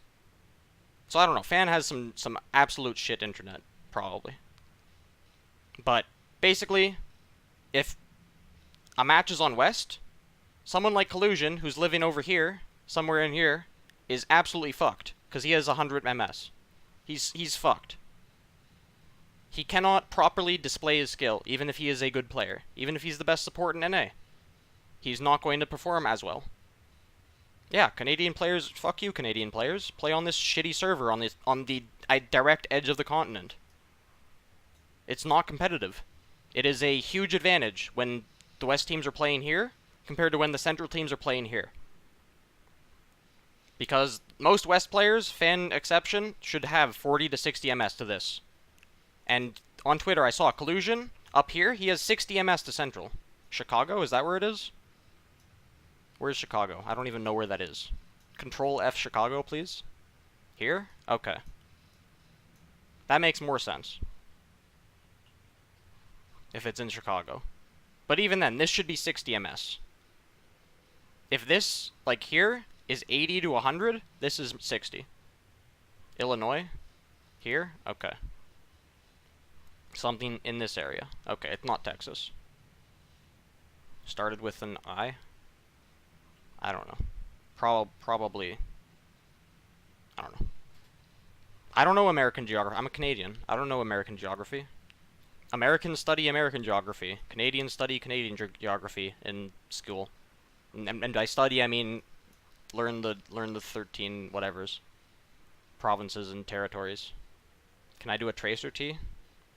EU is much... NA is much bigger than EU? Is it really? I mean, I guess if you don't count Russia, then yeah, EU isn't that massive. EU is a bit smaller. Chicago, Illinois, moved from Dallas, Texas in June 2010. Okay. So there's a copy pasta. So it's in Chicago. So this is further than Texas. This is a bit further. But still, this is a Central server. This server is more fair for the entire competitive North America HGC. Mexico is not a part of NA HGC, I believe. I believe they are not a part, if you read the contract. If it was in Texas, it might be better. If it was in South Dakota, it might be better. Maybe. I mean, Collusion would still be getting fucked over here. Fuck you, Collusion. Trying to go up, be a pro player while living in Eastern Canada. Go fuck yourself. But anyone else, this area is pretty fair. It's just... And then when we're playing here, most players here have 40 to 60 MS. Or to here. And then even when I was in Toronto, I had 10 to 15. That's the lowest any player to Central would have. And most of them still have 30 to 40. Like, Justin and Buds are in Wyoming. They have 30 to 40 here. They have terrible ping to Eastern, or to West servers too. They had 80 MS too. In Wyoming. So these servers suck. And they suck for competitive. And it's an issue that Blizzard needs to address. And I mean, there's a lot of issues for Blizzard to address. And it sucks. But at the very least, I'm trying. I'm trying to make people aware of these issues. I'm trying to make people, like, for example, on the analysis streams, I talked about Adderall. And how, according to the rules, if you have a prescription, whether or not that prescription is specifically for your gaming or not, you are allowed to use it. And even if you do use it without a prescription, you would have to get caught to be punished. Spinning the narrative that it's just Awk being butt mad? Yeah, because we lost the series 3-2, a close 3-2 series while on these servers, while playing with 60 MS higher than Tempo Storm. And then when Tempo played us here on these servers, we 3-0'd them. We stomped them. Same thing with Heroes Hearth. Heroes Hearth matches against Tempo Storm right here, where Tempo Storm literally lives right here. Tempo Storm wins. 3-2s. 3-1s maybe. Tempo plays against Heroes Hearth here, fair servers, 3-0'd. Every time. Do they actually drug test? No, not that I know of. Last BlizzCon they didn't. Every LAN that I've been to, they have not drug tested. Maybe they drug tested for this BlizzCon, but probably not. That would cost money. And you know that small indie company, Blizzard, no, yeah, they can't drug test for the online matches, but for LANs, they could, but they don't. BBJ lives near Chicago? Yeah, sure. BBJ does. I mean, I bet over here in Europe, there are a bunch of players that live near the servers in Germany. Nobody's complaining about that, because even the people over here have 40 MS. Even the people down here have 40 MS. People over here, 50 MS or something, up here. Nobody's complaining here that someone lives a bit closer to the servers. They'll drug test me? No. I didn't do anything. Or you mean specifically me, because I talked about Adderall. But I'm not abusing Adderall. If I were to use Adderall, it would be through a prescription from my doctor. I would go to my doctor, talk to him about getting a prescription. If he prescribed it to me, then I would use it as prescribed, and that is allowed according to the rules. Why didn't we boot camp? Because we had to play against Team Freedom before then. That's the issue, K1 Kaider, is we would either have to play Team Freedom on Central, because Team Freedom was higher seed than us, and then play Tempo on West, or otherwise, yeah. And I don't even know if Octalysis would have paid for the boot camp. I mean, we could have spent our own money on it, but I have not used Adderall myself, ever. I was going to go to my doctor, if I got the prescription, I would try using it, probably in scrims before the event, in the weeks before BlizzCon, leading up to it, see how it affected me, and see how it went. But I've heard from other players that it is a massive competitive advantage. Absolutely massive. Like quoting other players, you are literally a different person on Adderall compared to not. Other players that have used it. Like quoting, yeah.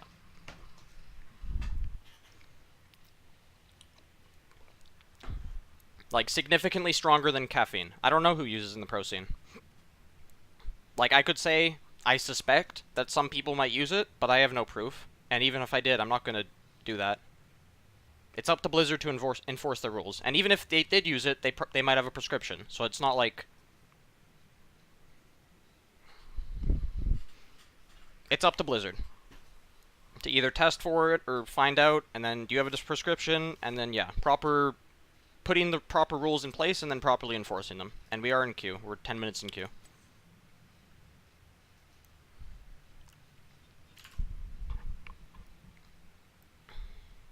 No, yeah. I'm not trying to fuck people over. It's just there's a lot of issues and I want them to be fixed. Because it is an issue. I don't know anyone specific abusing it, but if some people are going to BlizzCon and they are abusing it, and they are not being punished, and they just get an advantage for free, then that's bad. That's bad for the competition. Because there was the same issue in CSGO or something, where there was this massive scandal where tons of teams were abusing it. And it came out. And I don't want... I mean, if that has to happen for Blizzard to fix the rules, then it'll have to happen, but I'd prefer to just bring it up, say, hey, Adderall abuse is very possible with the current rules, and Blizzard needs to take steps to keep that from happening. ANZ team got disqualified for breaking a rule that didn't exist. I didn't hear about that. You use Adderall, you wouldn't say it's an advantage? I mean, it's also different for different people. And yeah, if you do have ADD, then it won't be an advantage to you. But if you don't, and then you still use it, then it would be an advantage. Or if you do have ADD and you use it in higher doses than prescribed. Something like that.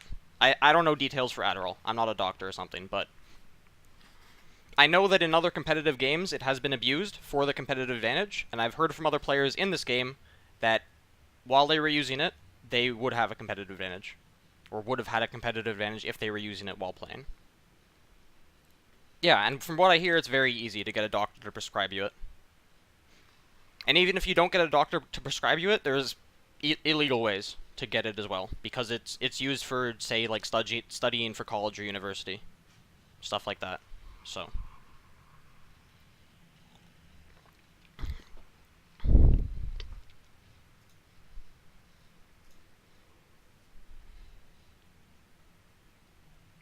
I mean, these are issues. Servers are an issue. Adderall is potentially an issue. Offlane is an issue. Heroes like Maiev and Genji being broken for the entire year, and the meta being pretty static from Western Clash to now, from even mid-season Brawl to now, is an issue. And Blizzard should be addressing them and improving on them.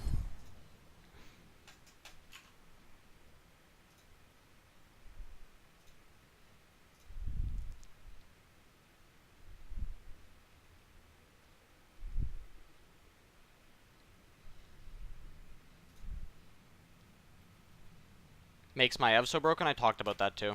Basically, she's the only hero that can clear a wave instantly while being very safe, and then either go to gank, or threaten to gank, or do a camp. She's the only hero that can do that. In addition to a bunch of other stuff. Like, her kit in general is super strong. Even if you delete the wave clear and make none of her abilities hit minions, her kit is still insanely strong for team fights, for pickoffs, for being survivable, and not being possible to be a target while she goes in. Compared to a Kerrigan, where a Kerrigan can go for similar initiations to a Maiev, where they jump in, they CC somebody. Your team focuses them. But a Kerrigan, when she jumps in, you can kill her.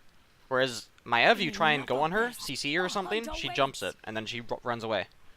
And you can't, even if their health pools are similar, the Maiev is infinitely harder to target and kill in competitive.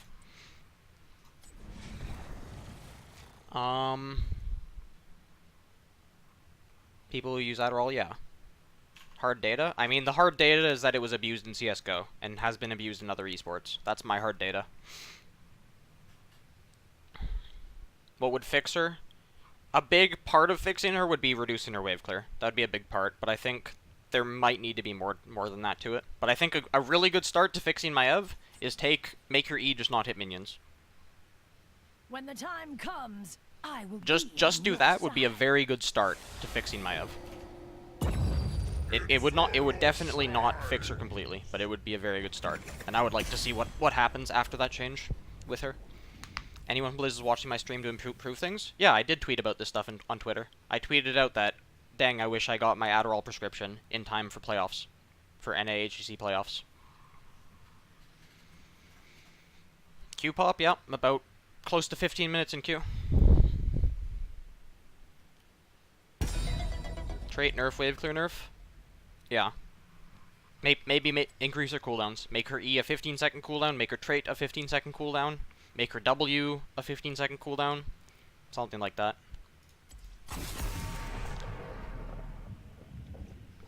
Maybe make her Q a 5-second cooldown or something to punish you more for using it when you aren't getting resets. Yeah, it's been abused in regular sports as well. No, yeah. I mean, basically the point is, and the reason why there are even drug rules in place in general in HGC is because there is an advantage to using drugs compared to not. And the point of the rules is to prevent that, especially when it's unhealthy. Which a lot of Adderall abuse is. Stuff like that. I guess I'm banning Arel so Artanis doesn't get farmed. Maybe write some points and see what happens. Yeah, I mean, we'll see. Right now I'm focusing on the servers and the ping stuff on Twitter. There is a big conversation on Twitter happening with that.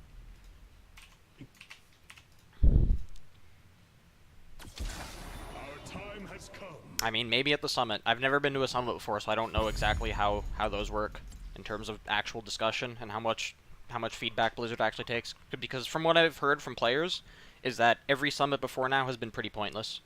Where, I mean, they go and get media done, but in terms of actual feedback that the players give to the developers, does not happen.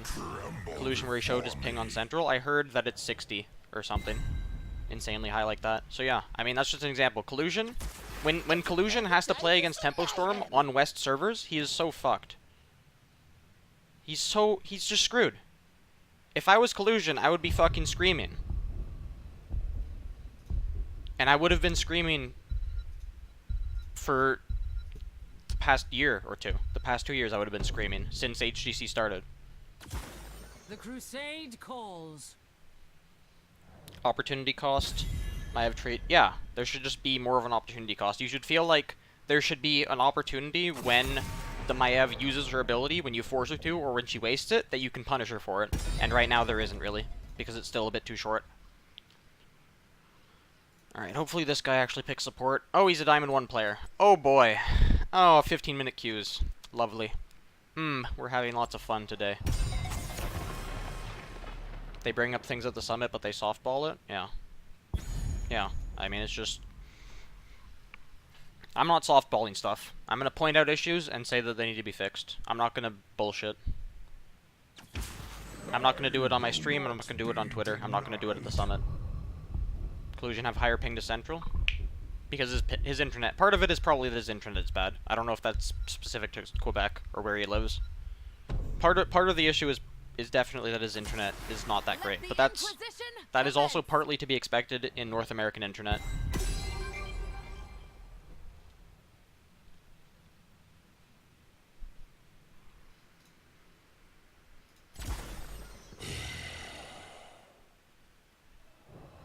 Can be diplomatic. I mean, we've already been sitting and waiting for stuff for 2 years.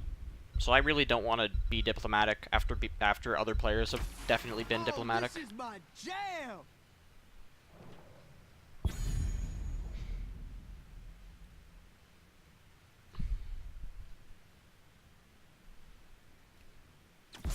Glory to the Horde. I mean, I don't care if everyone on Reddit, or like half the people on Reddit just hate me because I'm being negative and shit like that, or I'm pointing out issues with the game. I'm not gonna sit here with my fingers in my ear and act like the game isn't stagnating and on the path to dying. And I'm not gonna sit here and act like the pro scene isn't already significantly losing a lot of pro players and isn't going to lose more in the future. Gonna at least try and do something. Even if, and then at least, then if Blizzard doesn't do anything, then I can be sure that I tried, and that there's just not hope. And that's a pretty negative outlook, but it has been 2 years. It has been 2 years in general, waiting for a lot of things. Collusion tweet isn't real ping. Yeah, I mean that tweet that the screenshot that he has, this, I'll put it on stream quickly. This menu thing is not accurate. You get this when you go into options and then look at your server options. This isn't as accurate as in-game. Like right now I'm in-game. You Control-Alt-F to bring up a bunch of stats, and one of them is ping. And it does, right at the start of the game it starts low, but it's an average over time. So at some point this will go up to 30 or so. By 1 minute in. 5, 4, 3, 2, 1. That is? Okay. Yeah, I mean if you can look at a stream while he's in game and see that ping, then yeah. Yeah, streamers are quitting, players are not happy, and for some reason Reddit wants to still sit there and act like everything's great. And that really sucks.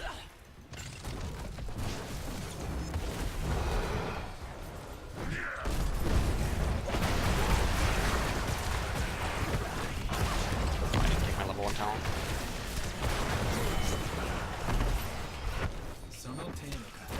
I mean, this is a Diamond 1 game, it's gonna be a mess. Half the players in this game are Diamond 1. Whereas the game before this, I was banning over 2 Grandmaster players, 2 high Grandmaster players too. Number 12 and number 51, I think. Okay. Okay. Diamond players. Diamond Genji jumps in place.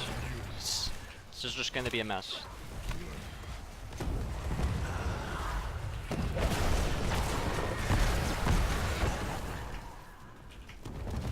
Grubby has done a fuck ton of HOTS.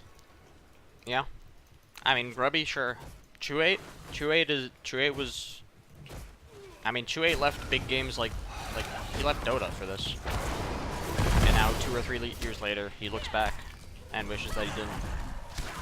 Me, I could have tried to go pro in Overwatch. I don't know if I would have been able to for sure, but I could have tried at least, but I didn't. And maybe in the future I'll try and go pro in Artifact or some other game. I mean, I would like to play HOTS professionally. That was my first choice. And it's not bad enough yet that I will change currently going into next year. Yeah, Psalm could have been an Overwatch pro. Psalm could have been a Dota pro too, I think. I think he was part of that group. And I mean, that is like you can't see in the future. You can't know. But you can look back and regret a decision.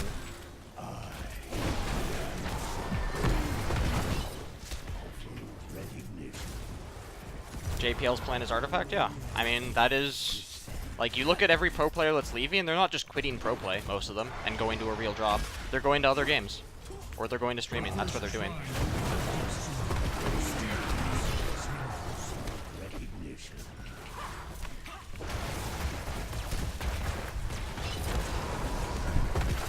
Damn.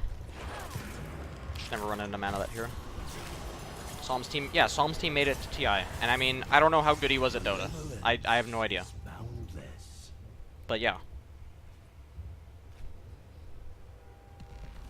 Yeah, I mean, yeah, it could have also have happened that I did try and go pro in Overwatch, and maybe I failed, and maybe I just sit in mom's basement doing nothing, and then I look at HOTS and it got really big. And I mean, that's what people expected is, oh, it's a Blizzard game. And expect them to try and grow the esport, and expect them to do what they did with Overwatch and what they are doing with Overwatch, but then it never happened. And I mean, maybe it could still happen at some point, but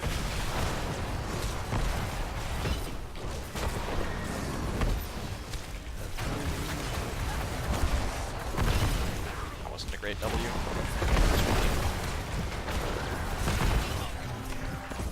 Diablo's charge actually got interrupted there. I'm still dead. My team face tanked the walls too much or something. I don't know. Yeah, yeah. I mean, yeah. You can say them cutting down the number of teams at BlizzCon from 16 to 12, them not even casting the second stream, and even having a second stream because they don't want to pay for the venue for an extra day.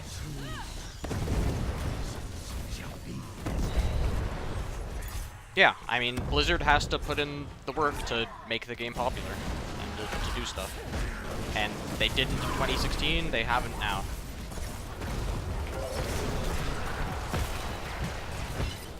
Big part of this game being so hard is because White Mane is just so much better than Lucio.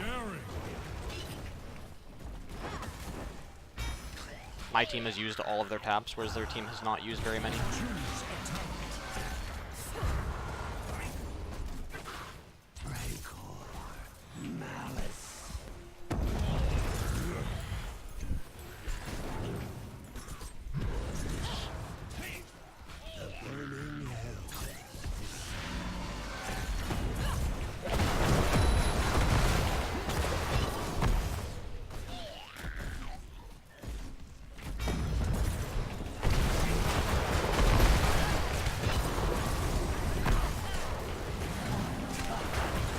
Minus armor right now.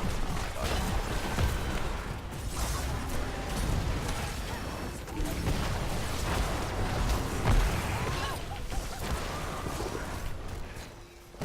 god. None of my damage matters because they have a white mane. Lucio, activate your healing, please. God. As it should be. Yay, I'm half HP. After Lucio uses his 18-second cooldown or whatever it is.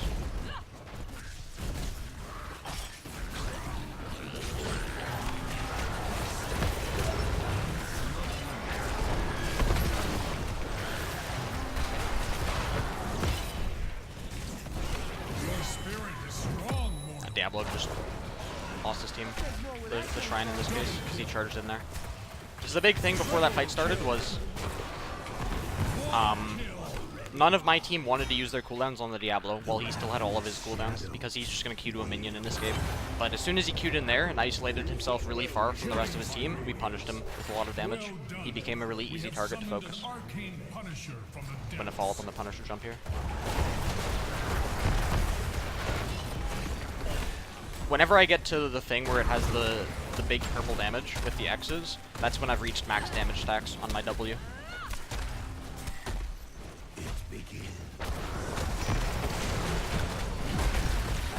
So you can know whether or not it was a good W. How much of the time I actually spend with that max damage stacked.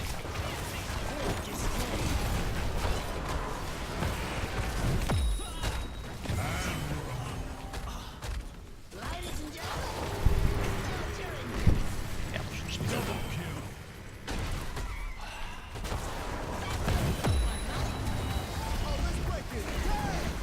That was an awful Lucio ultimate. Good god.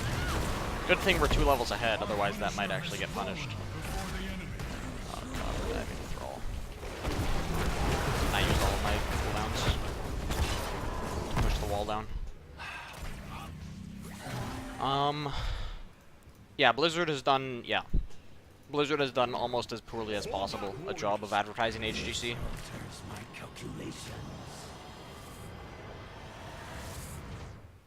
Yeah, I mean, that's the thing, is you expect Blizzard to put resources in before the game is grown. You don't expect a company, any company, to wait for their product to become massive and then put resources into it. It's the other way around.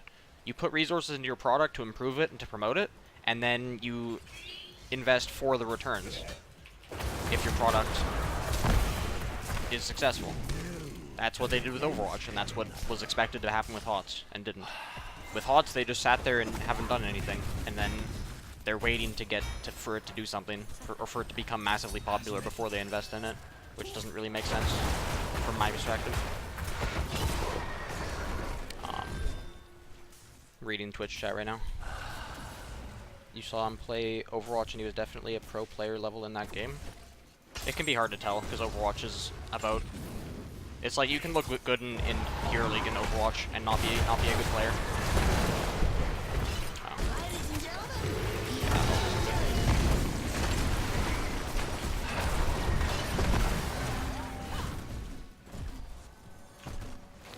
The game is popular? Yeah, I mean, the game is probably pretty popular with casual Blizzard fans who play quick match and stuff like that, and then maybe buy a skin or something. But I feel like HGC could also be more successful if Blizzard put more effort into it. What happened to White Mane at BlizzCon? I don't know. I think she's underestimated, honestly.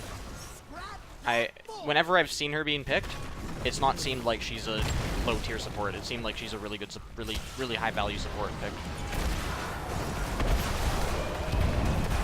Get that a good land here, which is really nice for me.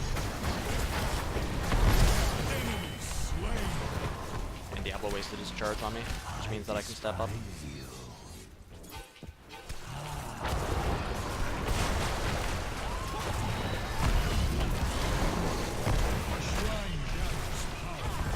And there goes White Mane dumping her entire mana bar. Like, look at that. She was 25% HP. I hit her with my ult. I hit her with full Q, most of my W, and she was still at quarter HP because she dumped her entire mana bar and pressed R. And that's kind of dumb.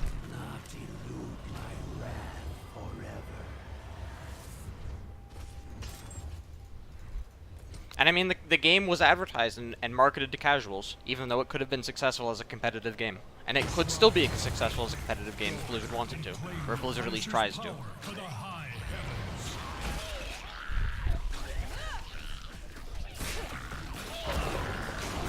It's just, I mean, they've never given HOTS the chance to become a successful competitive game.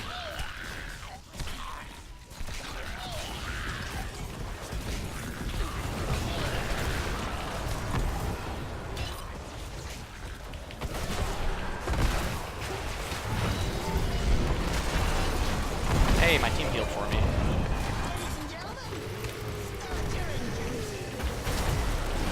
Dodge out of the latent breath damage here. Diablo couldn't even damage me during the entire 2.5 seconds E, because if he rotated to damage me there, then I would have teleported back by the time he started hitting me, so I just dodged most of it. That's not anything too fancy. We have summoned a mortar punisher. I can still get stuff on them. I got the slow on the thrall. Ah, we still can't get in range. Wincrap might even die. No, he's fine. You can see how little damage Genji does when you're 3 levels ahead of him. It's kind of funny how weak the hero becomes.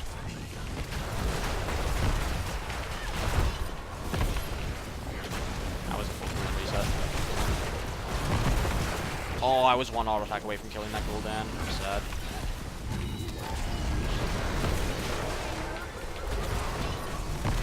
I don't know why Diablo's pressing his buttons on me at all while I'm in my E.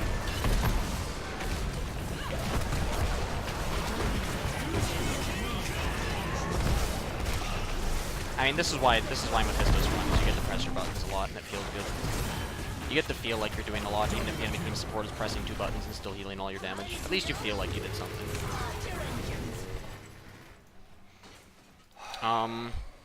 Yeah, like Rainbow Six Siege, it initially wasn't that insane, and then they put a lot of investment into it, and now it's actually a decent esport.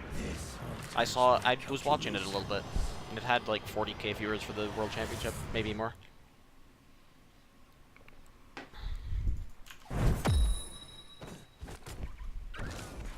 And yeah, they've never featured there. If you go, let's pull up Blizzard Launcher here. You will never see an HGC. At least there's Tempo Storm players. Those are the only players you will ever see featured here on the HGC on the Blizzard Launcher for streamers. You will never see any other streamers, HGC streamers, featured there. And it sucks.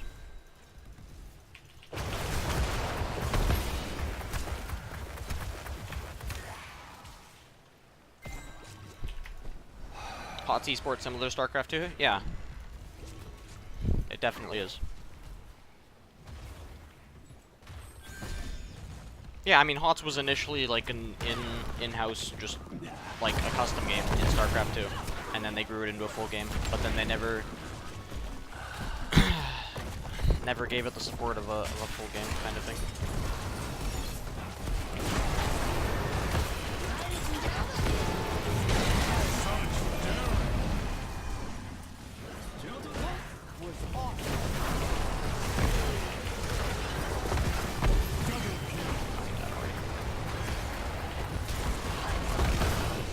I don't know, I mean, it's Diamond 1 players, that's why they're using their buttons on me while I'm in my E.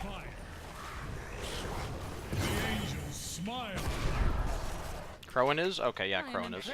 And maybe Udall. That's it. Like, Dorm winners and Tempo Storm players. Untouchable.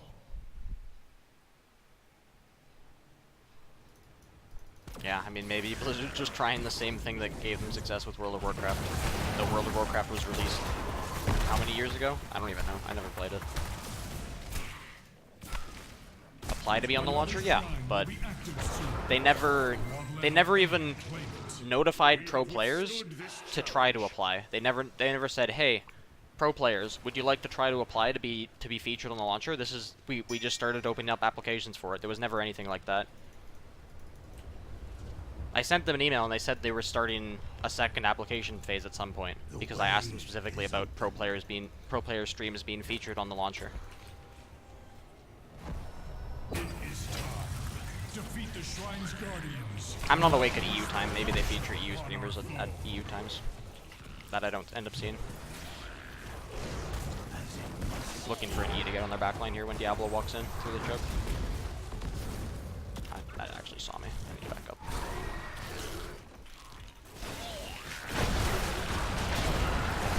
That was not good. This is good though. I'm feared and sundered and I'm doing full damage.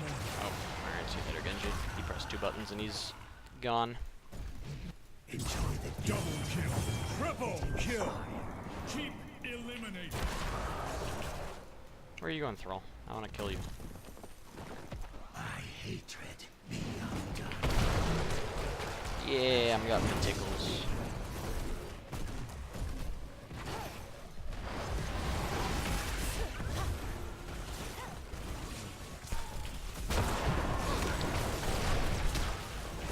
Such daring.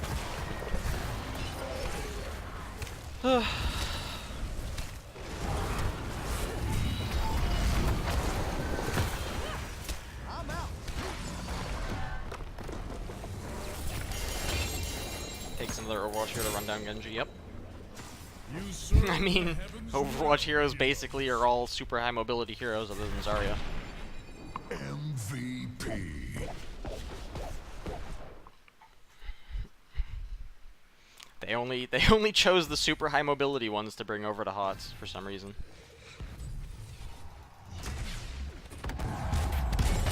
And Zarya, yeah.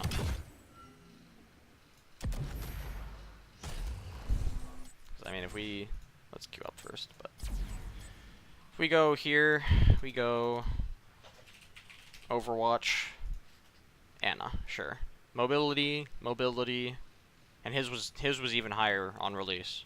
Or it was lower, then they buffed it, then they nerfed it again. But mobility, and Zarya. Hot esports, yeah, because that's the reason why I like the game in general. Is because in other games, other MOBAs, there's so much downtime where you're just sitting there farming minions, and it's really boring to play, and it's really boring to watch. They're not meta, yeah, but they're still high mobility. But a lot of them are also meta. The percentage that are meta compared to other franchises or whatever. Well, yeah, it's mobility plus other stuff. You can't just be a Lost Vikings that has infinite Zera blinks. Like a single. You can't just be like let's go to Vikings. Where is he? Where are they? Are they this far down? Yeah. So you can't just be this green guy with infinite Zera blinks, because that still doesn't do anything. I mean, this one guy with all of his talents with infinite Zera blinks would probably still be pretty good, but infinite Zera blinks is pretty hyperbole. Yeah, you still do have some downtime in HOTS, but it's way more active, way higher percentage uptime of stuff, relevant things being done. Because every League of Legends game is guaranteed to last at least 30 minutes. Almost guaranteed. Whereas every Dota game is guaranteed. I mean, Dota is a little bit more variable with its game duration, but Dota games 30 to 60 minutes for sure. With HOTS, every game lasts 20 minutes or less. And in that 20 minutes, there's a lot less downtime. And the reason why those other games last so much longer is because they're inflated by a lot more downtime. Items with shared for all, a little more balance with generic talents. I don't think you need any of that. Talents are fine as an extra lever to balance heroes. You don't need shared items that every hero could buy. Or generic. I think it's fine that they're trying to make generic talents into more. I mean, they still have the similar effect, but they have a specific like twist for the specific hero. Like there's still baseline cleanse on him. They're going to change that at some point. But then Uther's is a bit more unique. Lily's is a bit more unique. I mean, the issue with cleanse specifically is that when you take Lily's cleanse, it's her cleanse range is half of that of normal cleanse, and that's an issue.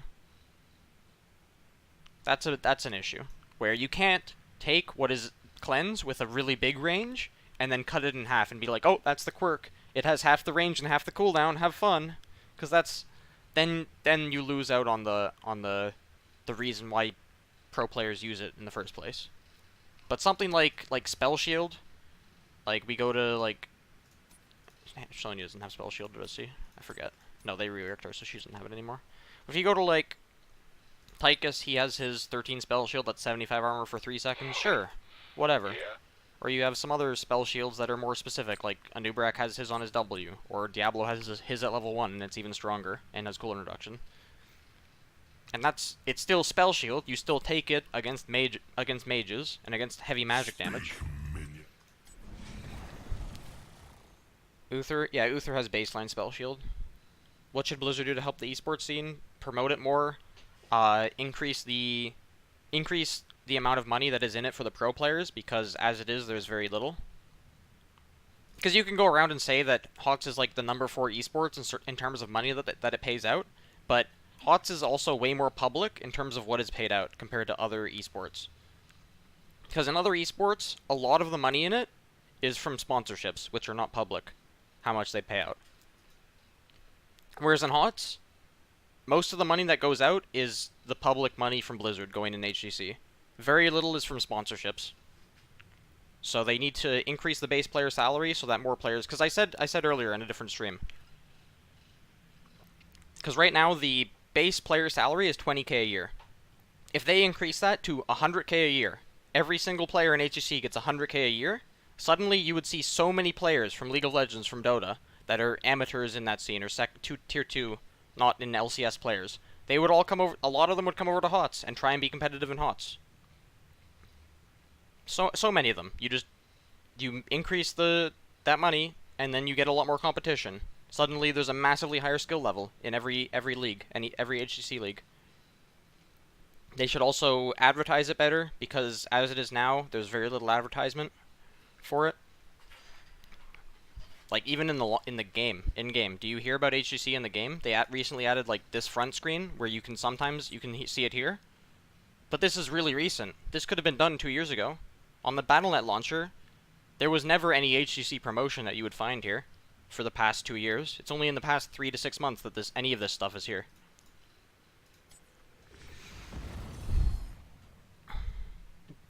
They need more players? Yeah, there would be more players if they pay better. If they pay 5 times as much, I mean, yeah, 5 times is a stretch. That's just throwing a number out there. But if they pay 5 times as much, there will be way more players competing to get into HCC.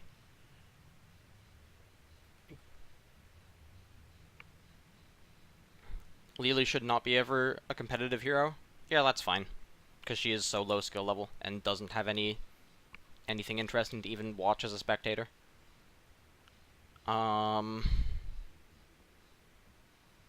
Level 1 talents are basically baseline. Anything that's a level 1 talent is baseline to a hero's kit, because you always have it. There's never a point in the game where Tyrande doesn't have her level 1 cleanse. It's basically baseline. Even though it's a talent. I mean, that's technicality stuff, but whatever. Would I want more crowdfunding? I mean, sure. They could do more crowdfunding. Because I feel like what they offer for the crowdfunding, the cheering stuff, is extremely low value. You'd be better off donating some of your money directly to the players, and then buying whatever you want directly. Because doing 100,000 bits or 10,000 bits for a mount or something is just silly. Some insane numbers like that.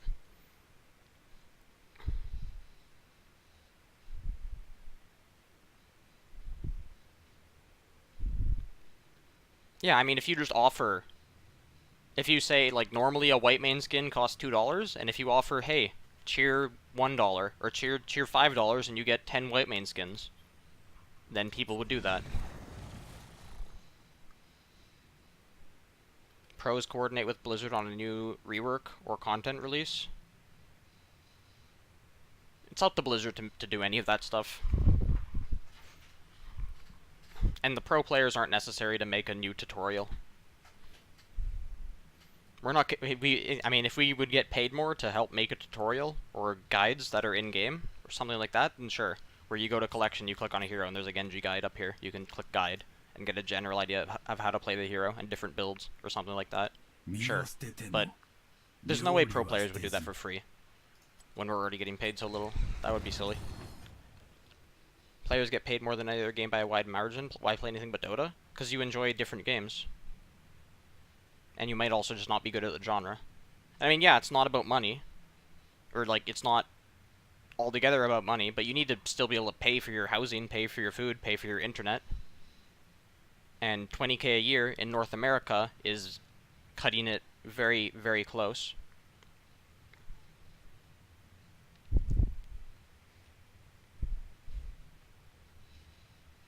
Yeah, how does anyone find out about HGC? Like, I bet it's 5% or lower of the player base of HOTS knows about HGC.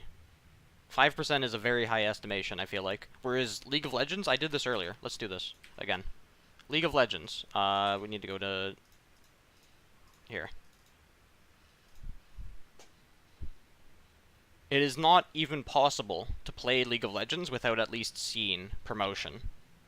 In-your-face promotion for LCS and for World Championships. Not even possible. Wrong password. So I log in. Even as I'm on the login screen, there is this, which is a Worlds promotion, even though it doesn't say so. Look at this. As soon as I get in, Worlds. Worlds. Here's some other stuff. If I go to my quests. Quests specific to Worlds. World Season 2018. If I go to my, not profile, but collection, there's a tab, or something specific to Worlds, with, like, rewards from this thing. Oh, it goes to here. And this just never has just does not exist in HOTS.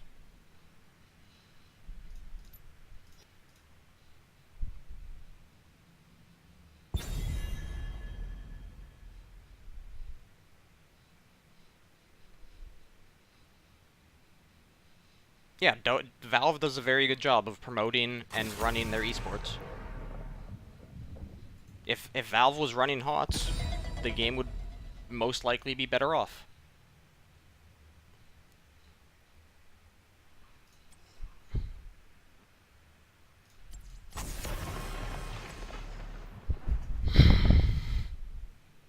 Because Valve has done a ton of, they've invested a ton, and in return for their investment, they've made big returns in terms of player base, in terms of popularity of the game, in terms of a lot of stuff.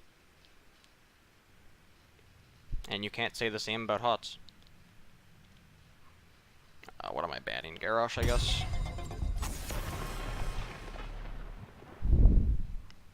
Yeah, like people in my chat who are here specifically for,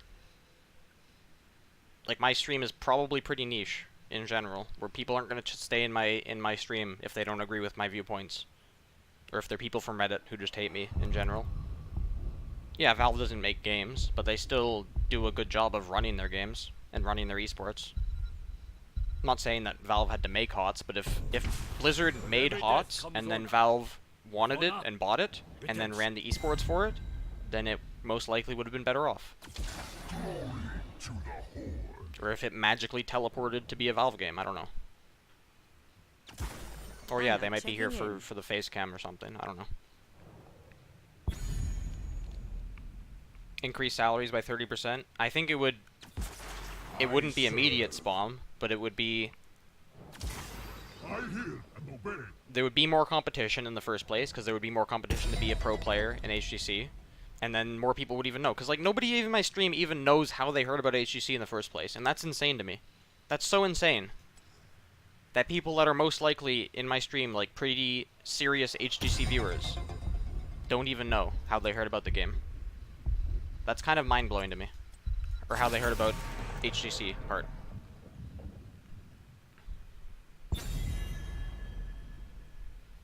Yeah, like the big thing, Blizzard already has a ton of experience in esports with StarCraft and World of Warcraft and all that other stuff.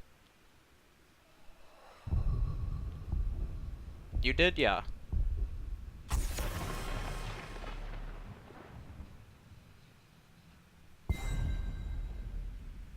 Okay, then.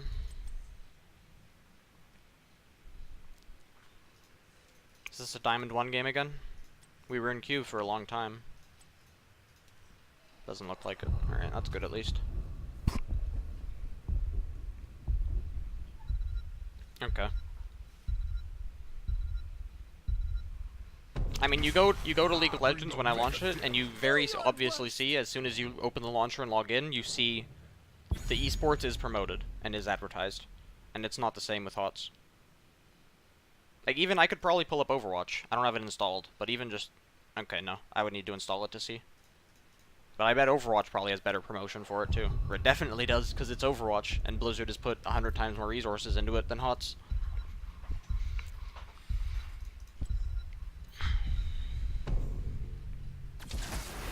Ready for action. Alright, I do not want to be a Cassia then. Don't want to be a Nazebo. I mean, I could be a Nazebo, I guess. I could be a Sergeant Hammer. Let's just go be Cancerous. No, that's boring. Oh, I do not want to play Sergeant Hammer. That is so boring. That is absolute boringness. Let's be a more interesting hero. I hear the call.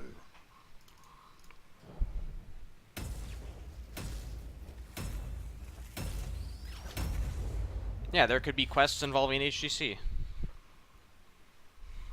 There's a lot of stuff.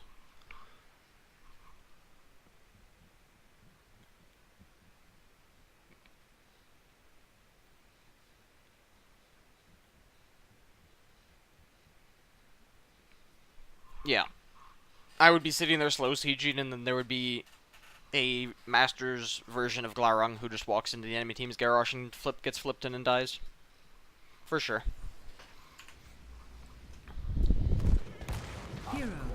Prepare for combat. Are you ready for what's to come? Always. Yeah, and I mean that's part of the reason why Glau got so popular is because he was streaming. What am I even doing here? I think I would want Toad's level 1. Just a Toad. Battle The Zeratul when he commencing goes in. It's not even 10 good against seconds. Zera. Might just want Q. Yeah, let's go 5, Q. 4, 3, 2, 1. Yeah. Let the battle begin. Because I mean, like, even just sponsors and HOTS. Like, Leftovers is not sponsored. There's a lot of teams that are not sponsored, and if they are, their sponsors are not paying very much, and not very high visibility sponsors in the first place. Like, even Octalis is. Octalis is not, like, a serious esports org. I mean, you know they're not. I'm not trying to trash talk them, but they're a company that sponsors HOTS because the owner likes the game and likes the esports. I mean, there's no Cloud9s, there's no TSMs, there's no CLGs in HOTS. I strike at your heart.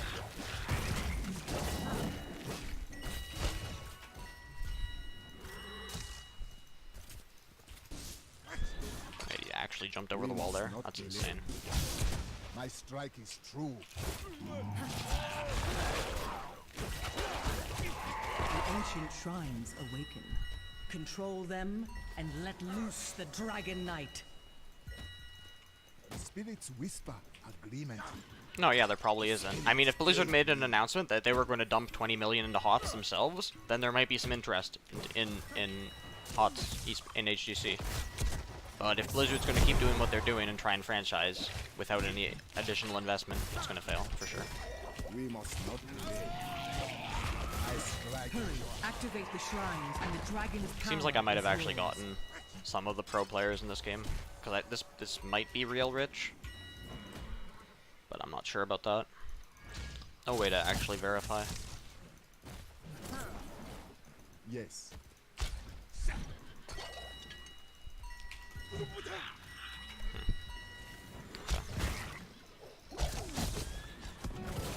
Spirits.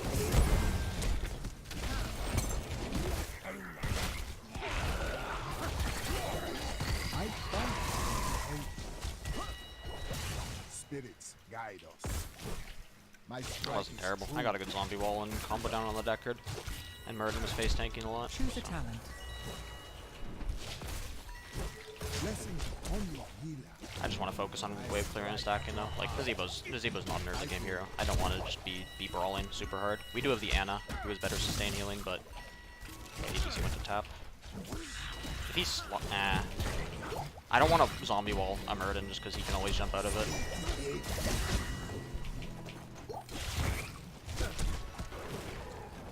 But we've set up a pretty decent 1-1-3.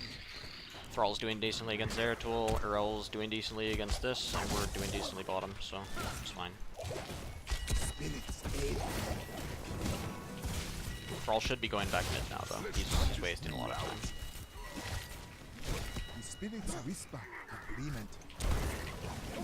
I strike at your heart.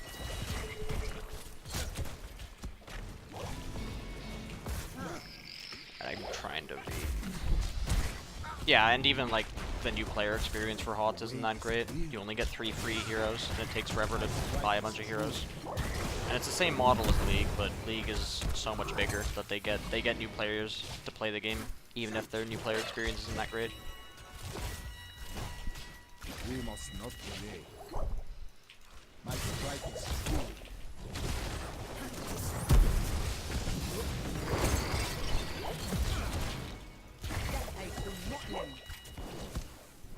How much would a decent sponsor invest in an HGC team? Right now it's, for the low end sponsors, or like for the not top sponsors, it could be as low as 500 a month per player.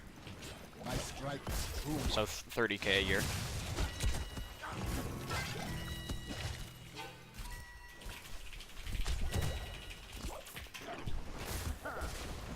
Without hesitation. Thrall missed 2 waves of soak because he just went AFK bottom for some reason. Choose a talent. Alright, I'm going Dead Rush here, because that is the best talent.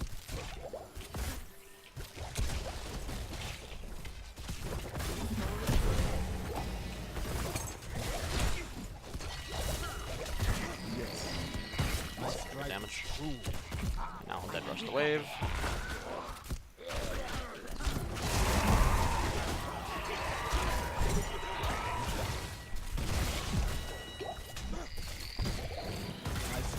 I do need to tap soon though. Okay, I'm going to tap right now.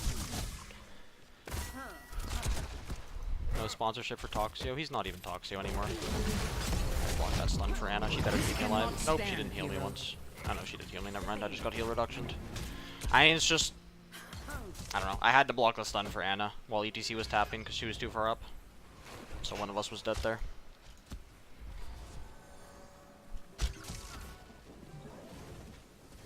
$29.99 for everything is not a good model though. Not a good model for the business. Dodo or LOL, I need to do an equivalent of Heroes of the Storm. What do you mean? Heroes of the Storm? Not really. Not with nearly as much money invested into it, especially compared to the actual pro scene. Like they invest more into your Dorm than they do HCC. At least like BlizzCon, stuff like that. Very likely. Where's Murden? The spirits whisper agreement. Why Mephisto banned? Yeah, Mephisto was banned. So I had to pick a different hero, and it was not going to be a super boring ranged hero. Like Hammer or Rainer or Phoenix, because those are boring. My strike is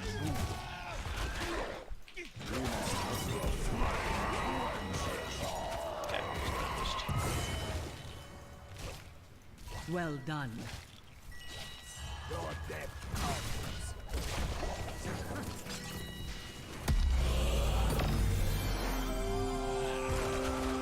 Go, Dead Rush, go and clear the minion wave. Oh, they aggro on heroes, that's a bit annoying. Okay. Dead Rush is just the best talent, honestly.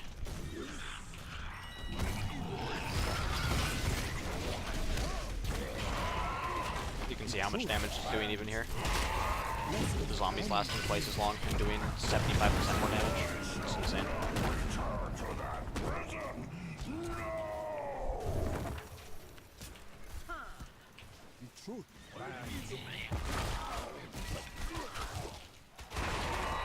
Choose a talent. We must not delay. The spirits grant me Double blessing. Globe is really good for them.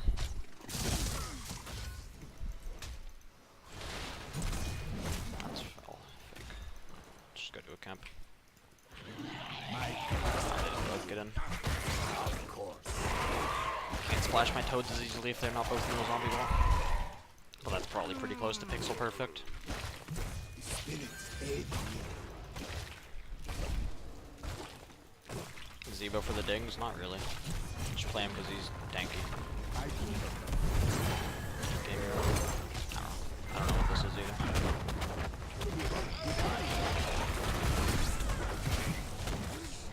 Arrow's down blink right now. He overcommits.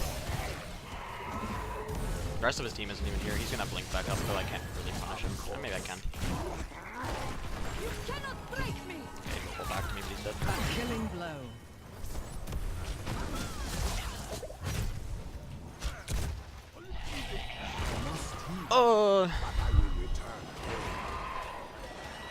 Soon the shrines shall awaken, heroes. The way is clear. Pull up to get isolated damage for Q. No, Q is just the general one, but I just prefer the wave clear from W in the PvE. NA teams unsponsored, just no tomorrow. I think that's true. But a lot of the lower teams that are sponsored are not getting the 500 a month or something like that. Maybe more at this point. But I don't know. I just want to clear right now. Dragon awaits, heroes. Free him and destroy your enemy. ETC shouldn't even really be sliding the Muradin at any point anyway, because there's no point. The Muradin is frontlining no matter what anyway.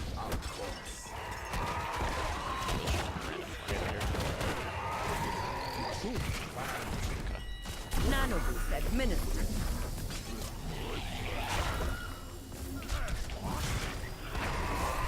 That nano was kind of meh. Kind of meh. Even if I was a Li Ming, that nano boost wouldn't have gotten much value, so. Okay,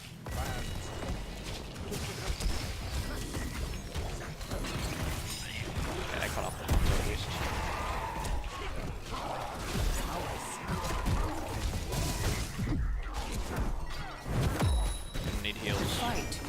yet over. There, that time I did not get healed by my Anna. Choose a talent. And I would have lived if I got healed by her.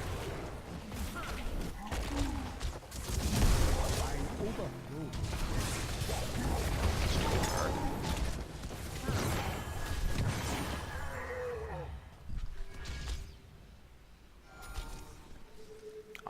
What do you mean impressions? Abacoxy.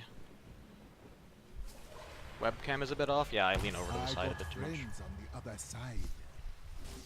The spirits whisper agreement.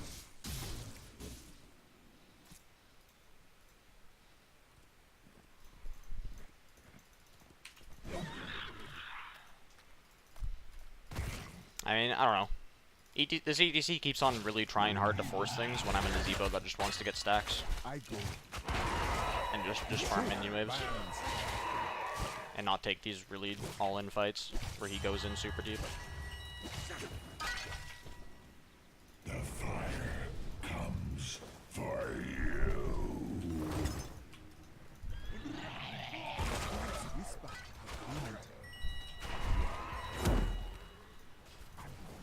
Ana kept shooting to see, I mean, if that haymaker doesn't kill me, then I'm fine in that fight, but she just didn't kill me. Your fall has fallen. Sucks. Also, Arella's getting farmed now. Oh, it's just Fort lost. This Thrall needs to be soaking the mid lane, but he's not. My curse upon you. At least I can clear it quickly. I don't know what this Zera's doing at this point.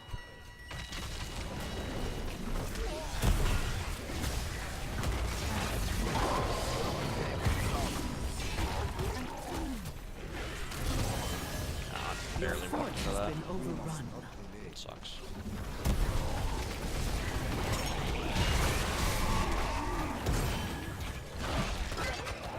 All we can do is waste some time, I guess.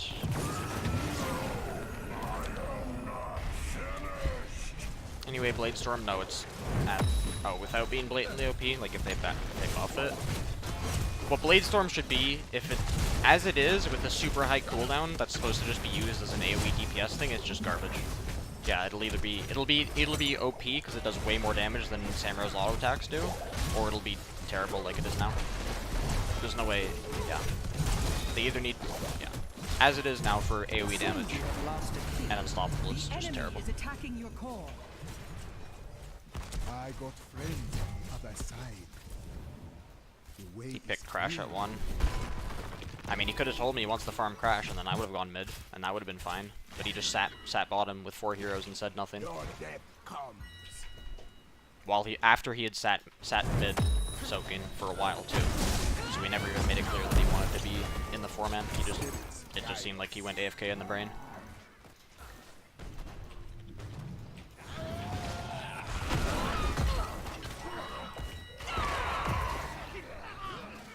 More influence in a match? They could, if they overall increase the the power of heroes. Like if every hero was a Maiev or a Zeratul or a Genji, then yeah, the game would be like that. But as it is now, there are only a few of those heroes, and then everyone else is just power creeped on. The shrines awaken once more.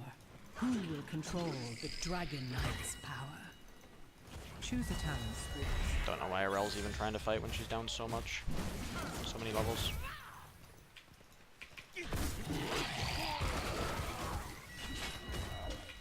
They're invading this. Most likely. Otherwise they're just on theirs. They're not invading. Walking up good. Dragon shall rest no longer. And we're down 3 levels. I don't know. Can't do anything anymore.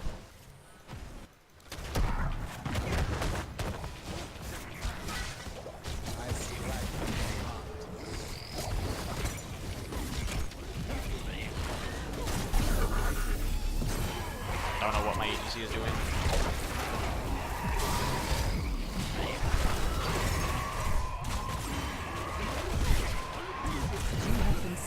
ADC walked into the Muradin, stood there, got haymakered, then stood here, and then tried to mosh and then died.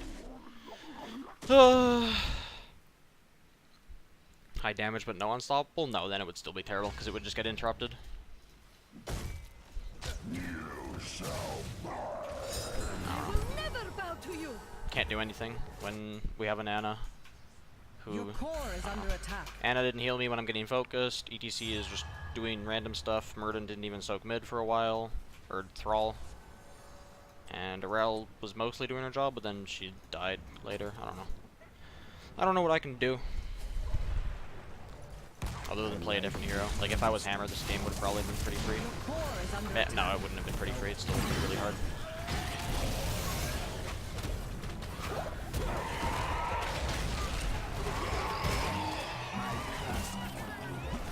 If only there was Nano Boost up right now for that. Nano boost administered. I mean, this is still defensible with Nano. Oh, never mind. The enemy is attacking. At least you can see why Ana's not a good hero. Okay, it wouldn't let me ice block there. Doesn't matter. Q build Hanzo viable? Not competitively. It's just worse than other builds. Octalis is qualified for HGC finals? No. MVP. We lost 3-2 to Team Freedom in the playoffs. I think we were the best team other than Heroes Hearth. Just didn't play well on that weekend.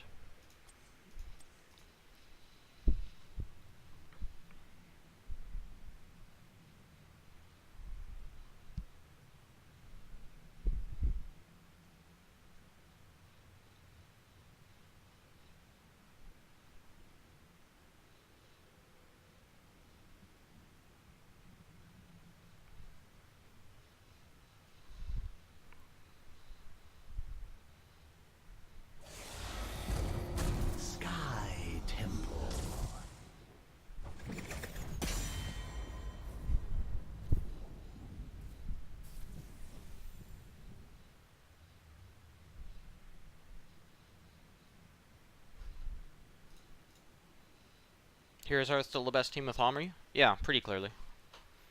They're the only team. I mean, Tempo's not doing well, and Heroes Hearth is doing pretty well at BlizzCon, so. Yeah, Blizzard definitely needs to. The tutorial's bad, and then players go into quick match, which teaches them the wrong things, and teaches them things that are wrong, blatantly wrong. Hammer would have worked there. I mean, she would have been better. I don't think she would have won the game still.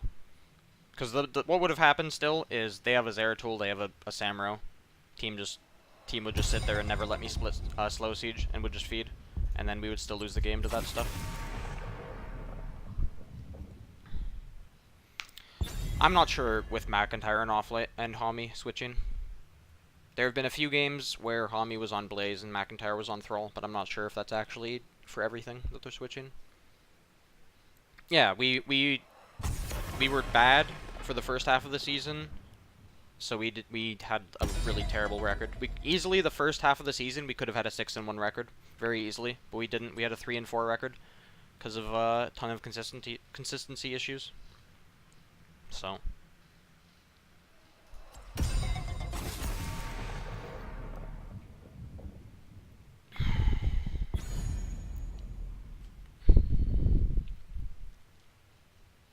Tempo Storm split.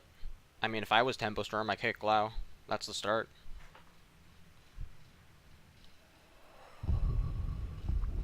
Yeah, Fan definitely doesn't seem too happy.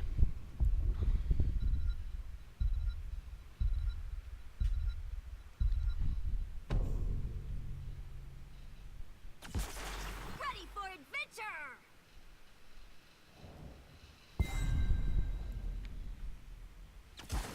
Let's fly! Fight time!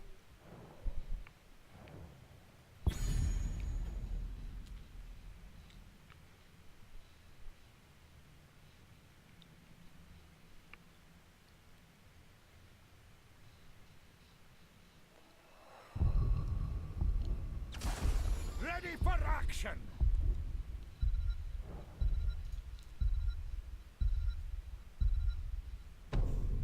Yeah, I mean, yeah.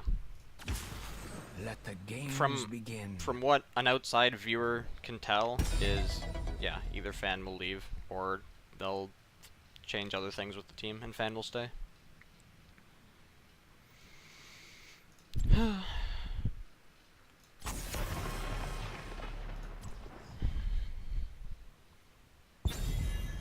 Less of them swapping. I don't know if Hami's even staying on the team after BlizzCon, so I'm not sure what you mean by overtime. I mean, maybe he could, but it's not guaranteed at least.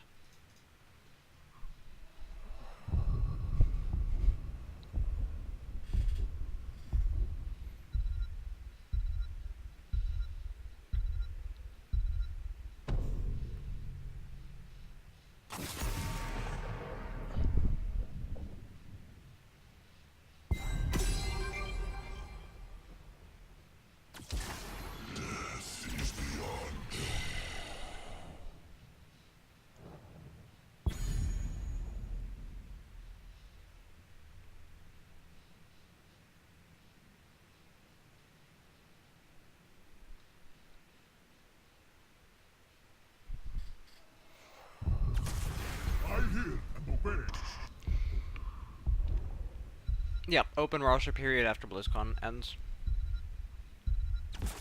This realm needs me. Which two teams will be in grand finals? Genji Dig. The other two Korean teams look pretty bad, and the other teams have lost to Genji and Dig in their groups anyway, so...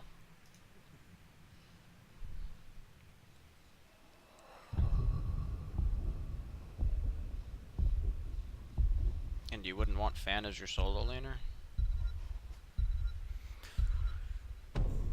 The one Genji. Nice meme. I don't even know how the one won any games at all, to be honest. They play terribly. Their macro doesn't make any sense. They just int repeatedly, and their ranged player ints every single team fight, basically.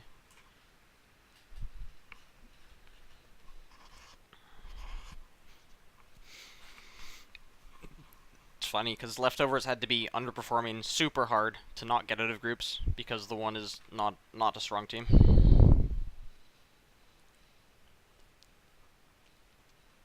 I don't even know what role that player plays for the team.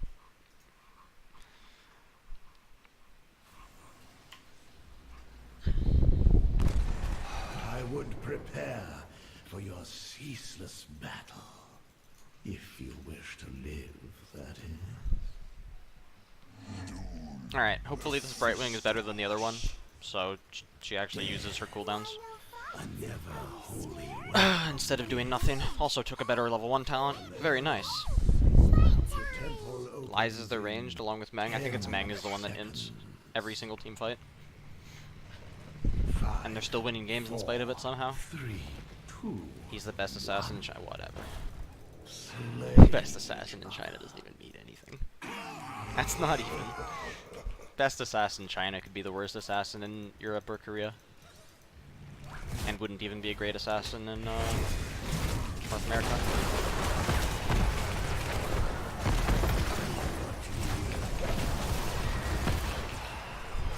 That's pretty good damage that I got up there. At least I got resets. It's hard to tell how much real damage I'm doing because there's always going to be a ton of stupid clones. Stupid, dumb, idiot clones that are just eating some stuff. And make it seem like I'm doing a better job than I am. Oh. Alright, sure. Not sure why our Malphil is not top lane, to be honest. Opsio's going to dig, sure. That's believable.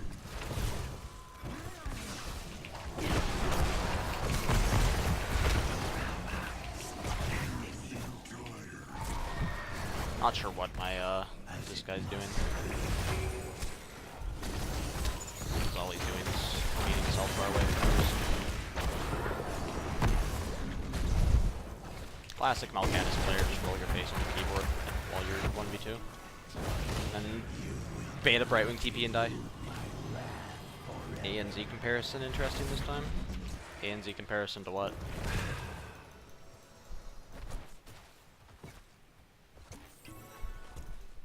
Oh, that's what you mean?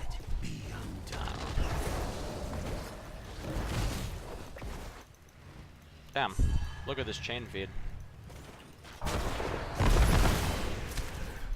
You'd almost think this was NA, except it is NA.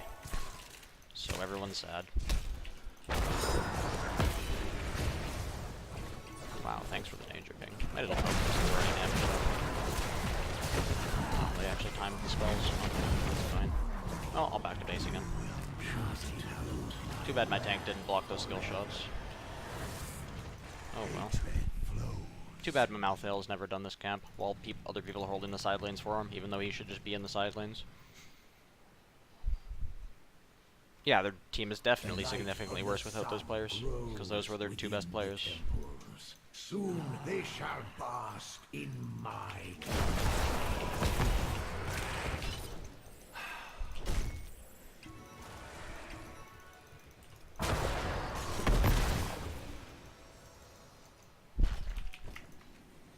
Improved so much from last year? I guess. They've improved a decent amount. As far as their camping that much, sure.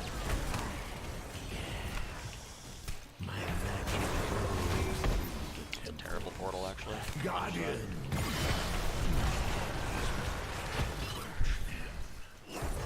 Is this guy not a portal mastery? He does have portal mastery, he just messed up his portal. Because that was a portal mastery portal, and he messed it up. That's hilarious. That's hilarious how badly he messed that one up. Alright, let's go. Maybe slow. Really messed me up there. Really made it hard to keep my W on people. Alright, we need to make sure that we're not getting poked out here though, because our Brightwing is split. And she doesn't have phase shift yet.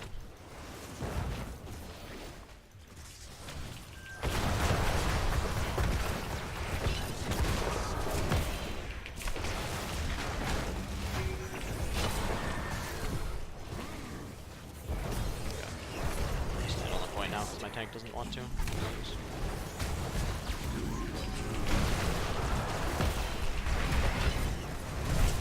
Hey, Brightwing blocked the spells for me. That's nice.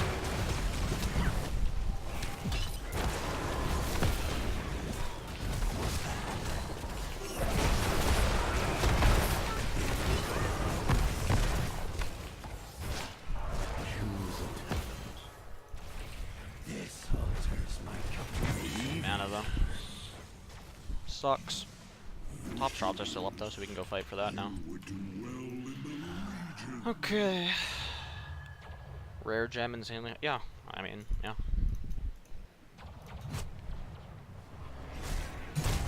Does anyone know if this is the actual Rich from Korea, or if this is the Rich that plays from NA and is just an NA player? Because I haven't laid against him and really played against him at all, so I can't tell.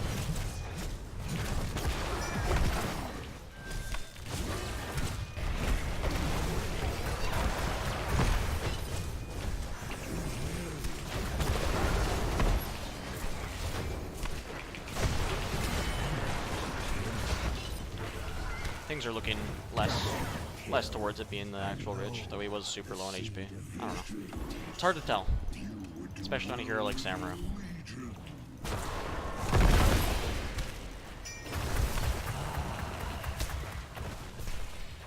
Not Rich? Okay. I mean, if it's a Smurf account or just a random alt account, then it wouldn't be Gen 2 Rich. It could be whatever you feels like naming it.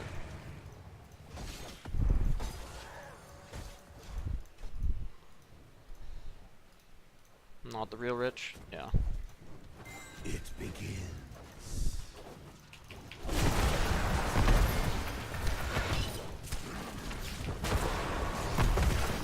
I just want to clear the wave. Tom's just going so aggro on me every single time for some reason.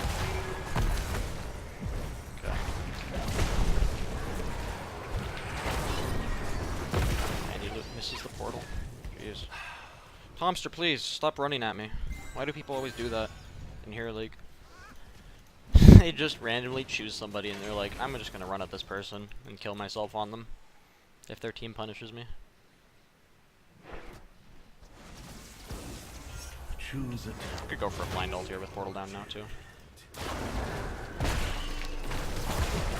XD Tomster. This alters my calculations.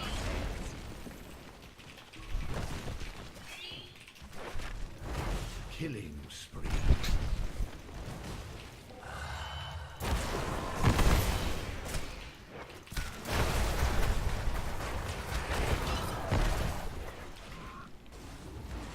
Real one plays with Genji tag? Okay. Oh, that's random. Not expecting that to happen.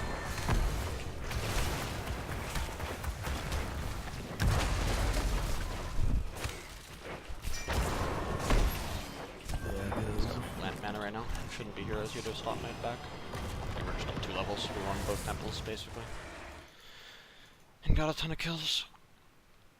That false set, I didn't even see what the false set did. I was looking at chat.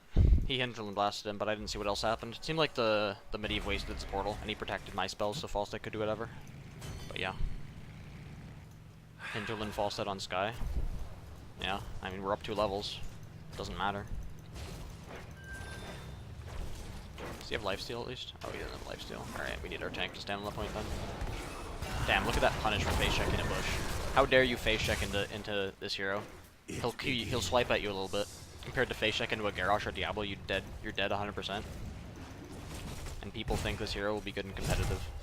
That's such a hilarious meme. Hello, Murden.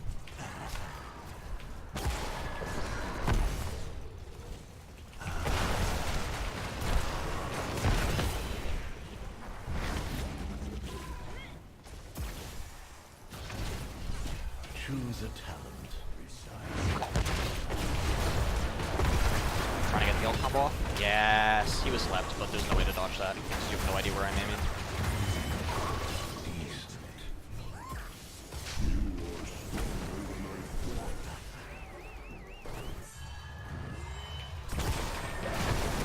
Ah, the Q didn't hit. That's sad. Now you rest.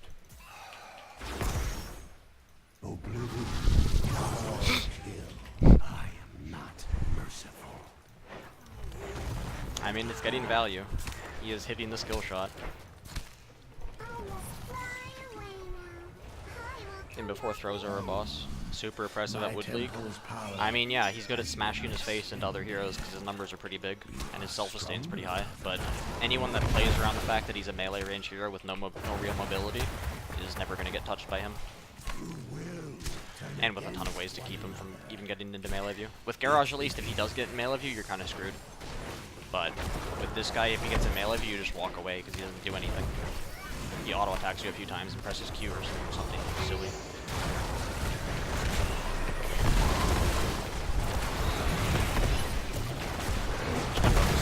Point here. Oh, I didn't get on it.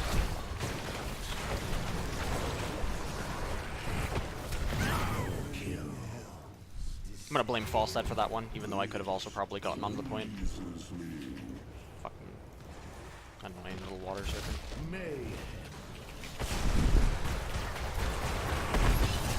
No, I got stunned. Yeah, in pro he can't engage with anything. Even if you face check into his bush, what does he do? He maybe sleeps you. Oh, I'm sad. I'm very sad. He gave me a decent shield here. I can kite for a bit. He's gonna have stun soon. Yeah. That was a greedy back. Mal'Ganis works in HL. Yeah, pretty much. That's a good way of putting it.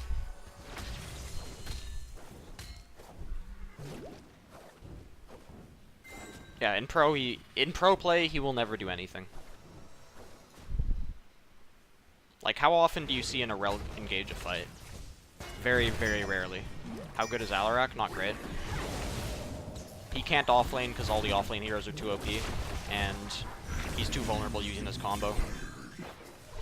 If you combo something and they don't get one shot, or really chunked out, you just die. He's just worse than Thrall, basically. Just worse than Thrall right now. Wow, look at that. That's so OP, I guess. I don't know. They could have CC'd. They had Wave of Force. Or anything else that CCs. Alright, enemy team actually outplayed my W super hard there. Alright, here's Ultimate Log on Murda. Or not. Okay, that's fine. Wait, he can swap while he's inside things. Alright, yeah, he can't do that. He swaps while he's inside root. Sucks.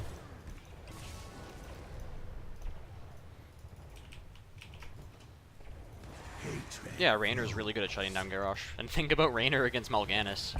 Mal'Ganis will do literally nothing. Mal'Ganis might as well go AFK against a good Raynor player. could choose any Rainer in competitive. Why do Gen G pick him? Yeah, to disrespect, because they don't care. They're playing against worse teams, so they don't need to show anything. And also Troll probably was banned in those drafts, but they would pick a different hero. They will not pick Alarak going semifinals and finals. They might pick it in quarterfinals because they're still going against weak teams there. But otherwise they will not. You can see how, damn, I just eat into the backline. If they're in a position like that where it's really easy for me to get my W on 3 more people at once, they just auto lose the fight. But this is also 3 level lead and level 16, which is a really big power spike.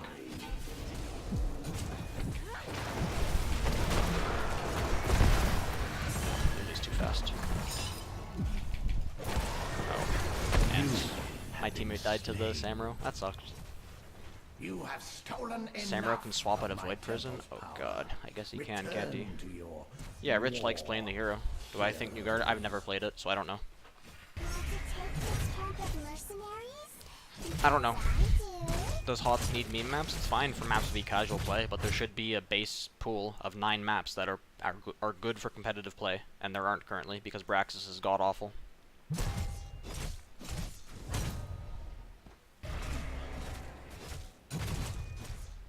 Well, he didn't do anything. It's not like he full comboed me from a bush and one-shot me or something. He saw where my E was and he threw his spells at it, and then his team finished me off. Returns to this Come on. world.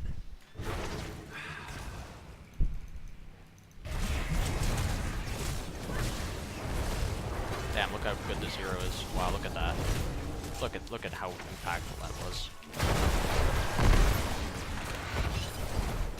What was that blink? Tomster, please. I was very close to ulting to try and punish that blink, but I was expecting it to be too slow, and they had too many cooldowns available. Oh, that's an awful.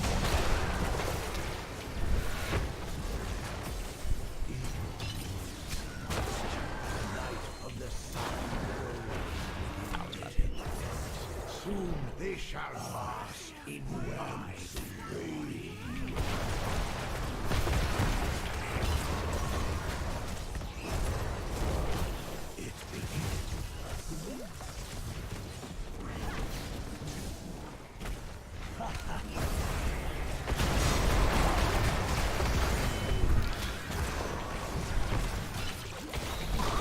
Oh, yet. Oh, get wrecked. Get wrecked. Tomster died to another Interland blast.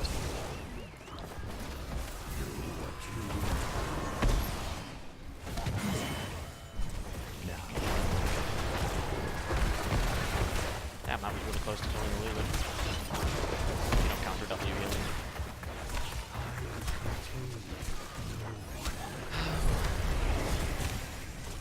He doesn't have to make a yeah, you do. You have to make a monster play, otherwise what's the point? Kill him, I rooted him. He has nothing.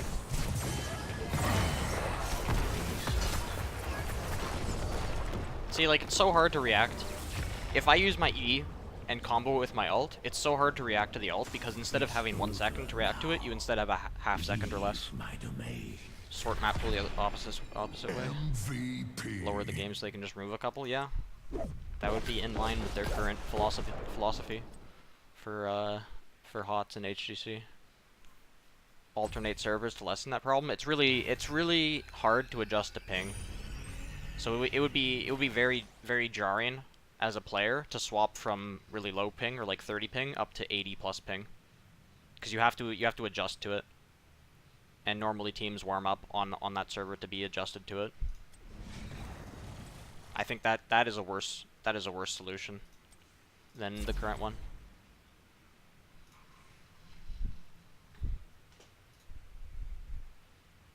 Because you start if you basically you start either if you start on low ping, then you start trying to do things that are only possible on low ping, or you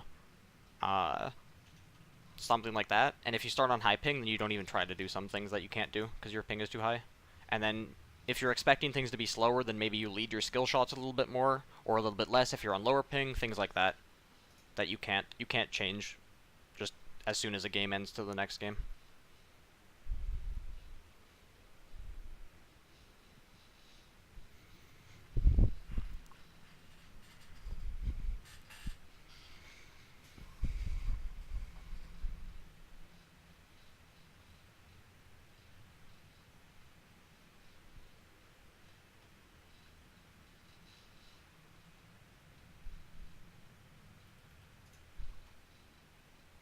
How big or small? Your hero pool should be as big as you can reasonably make it while still being at a high level with those heroes.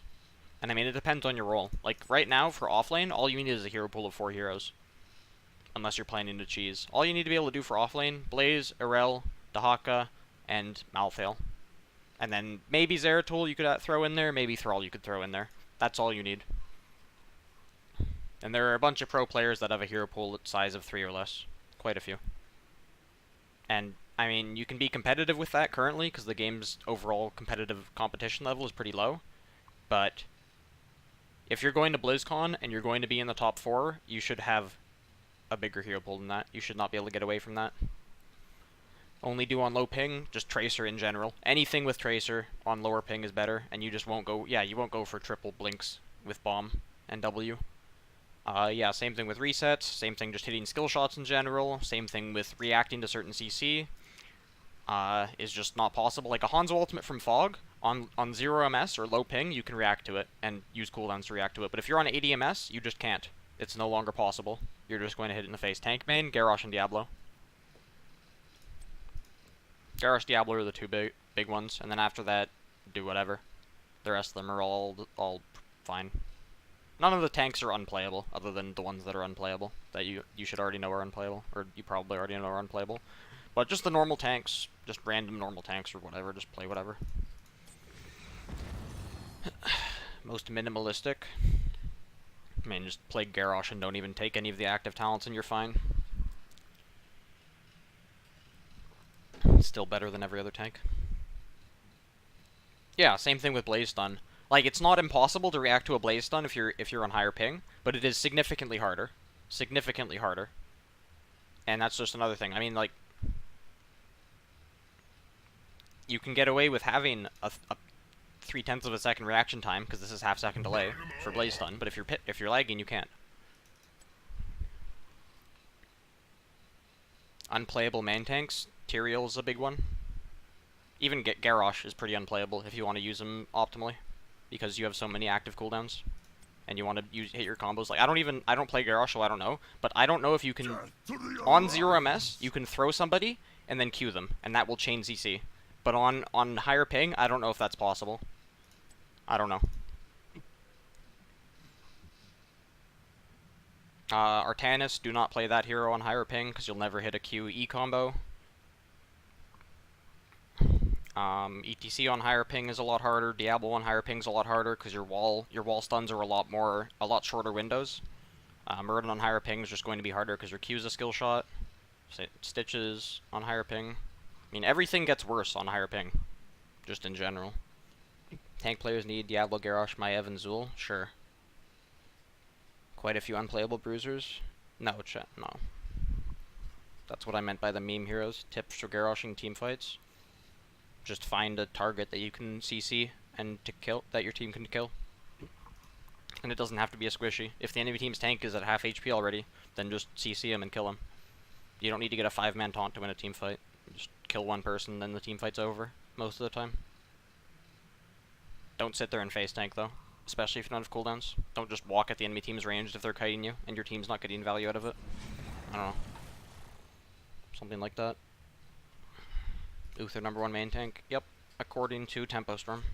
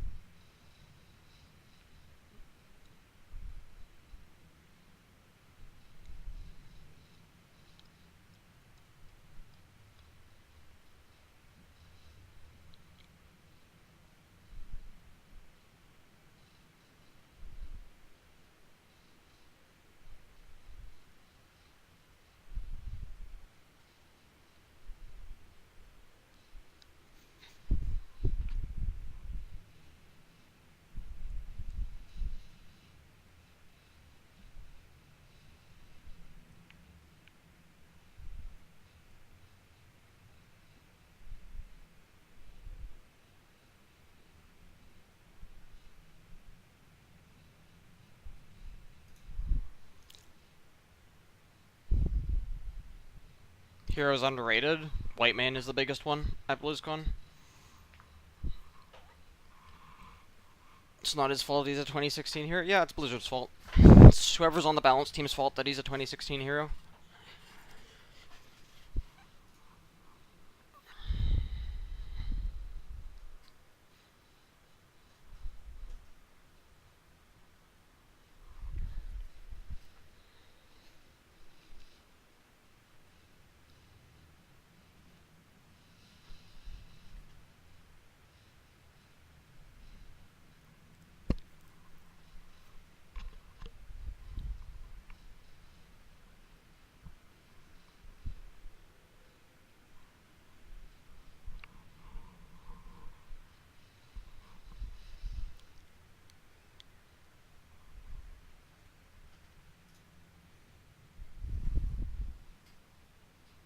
Snarky about HOTS balance? Yeah, same.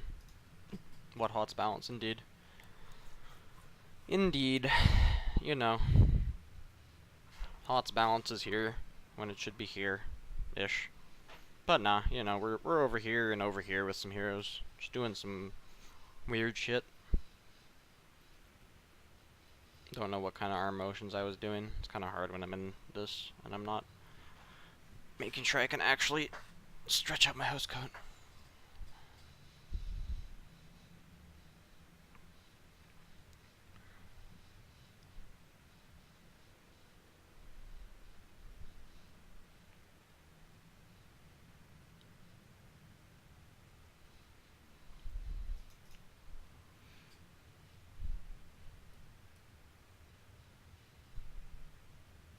"25 armor back on trait? Oh god, no.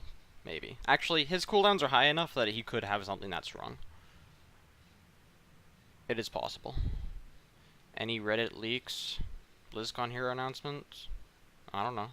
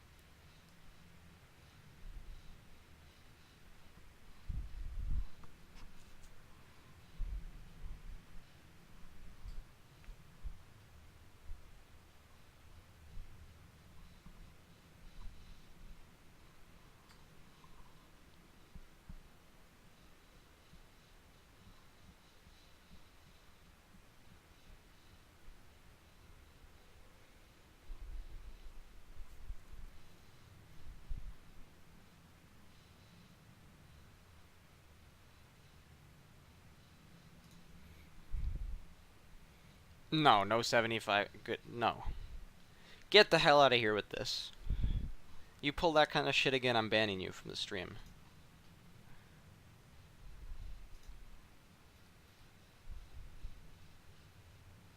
Yeah. Yeah. Like, if you compare it to a Rel or Bunker and stuff like that, 25 armor on Uther's 12-second cooldown, super high mana cost abilities is not unreasonable, for sure. These Q times, however, are very unreasonable. Absolutely disgusting, one might say. At peak hours, which is this is 1:33 EST. I mean, you guys have a clock. You know what time it is currently. You know that this is peak hours where the highest population is playing. And this is why I was considering streaming European servers, playing European servers. You know what? Let's play European servers. I'll bet I'll get a faster queue. Let's go. Europe servers. I need to swap accounts though. Actually, no, I don't. I can do it differently. Europe servers we go.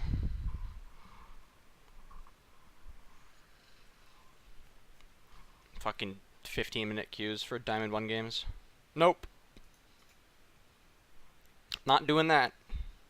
Same ping as I would get to West. You got it. People in chat are catching on. Alright, I need to do this and log back in on this. This is whatever. You just don't. Believe that was it, but I forget. I'm surprised that I got it right. Ooh, 420. Alright, so this is the Blizzard accounts, whatever things. So if we go to my profile, and we go to statistics, we go to the last season of Hero League, they just added, basically, in order to be able to set the MMR for these accounts, they had to add 500 wins and 500 losses to the Hero League record. So my actual Hero League record in Europe, when I was playing this account, was 23-7. And this, I haven't played it at all. But my MMR is decent. We'll see how long the queues are. Also, we could open some loot boxes if anyone cares, but it'll all be duplicates because the account has everything unlocked. Actually, hold on. I need to check if Mephisto's leveled. If he's not, I'm sad. But I guess I'll have to deal with it. Oh, no. The technology's not there yet for Mephisto to be leveled. Alright. This is no longer a Mephisto-only stream. Alright. Hero League. Playing Europe servers because the ping is better than West. Smiley face. It's not like we were getting matched with BlizzCon players anyway, so there's no point. Play Team League Mephisto? No, I don't have MMR on Team League. Can I show ping? So this is an approximation of ping. Actually, no, it doesn't. There's no way to look at it right now. I have to wait till I get in the game. Can't open boxes while in queue. Yep, technology not there yet for that either. Play Chromie. She's not... I mean, it's Hero League. I could play her, I guess. Might as well take chat suggestions since I can't play Mephisto. Is Mephisto actually good? He's fine. He's not amazing. And you need to be an amazing hero to be worth picking. Like, in competitive, there's no reason to pick him over a Raynor. And then you could maybe choose to pick him over tier 2 range DPS, but if Raynor's up, just pick Raynor. He's just the best range DPS, and just pick that hero instead. Only one server for this region? Whoa, how is that even possible? How could the entire region have good connection to this one server? How is the technology there for that? Yeah, it's very dangerous. Very dangerous to go into without training wheels. And it's also completely impossible for the technology to be there that heroes released after this account was made just can't be leveled. So no Mephisto level, no White Mane level, no Mal'Ganis levels. So if I want to play them in Hero League, I have to level them myself on every region. Thanks, Blizzard. Thanks, Blizzard. Meme hero only? I don't want to ruin my Hero League MMR though, especially when I'm in placement games. I mean, it probably won't ruin my MMR, honestly. Oh, this estimated queue is awful. It's like 7 AM in Europe. This shouldn't be that bad. Chris should start streaming soon, right? When does Chris stream?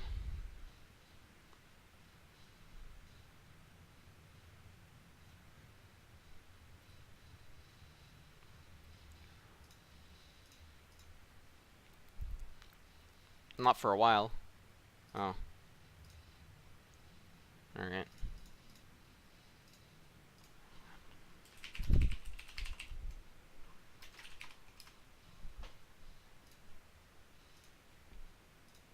$6 AM in Germany. Whatever. We're still gonna have better queues, better games than in North America. 3 more hours? Okay. Yeah, there's no way I can stay up that late. That's a bit too late for me. That sucks. But yeah, this is about the same time that I was queuing, or I was queuing in the afternoon. So let's say like 10 hours ago, I would have been queuing on this account in Europe. So let's sit back and enjoy ourselves. Oh yeah, look at how much fun we're having streaming and playing Heroes of the Storm right now. If you add the queue time with the game time, it's the same as if I was just playing League of Legends. Should I stream League of Legends right now, chat? Is that what I should do?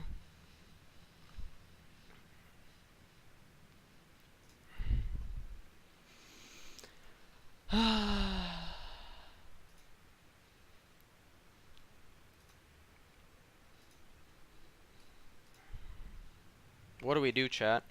How do we entertain ourselves?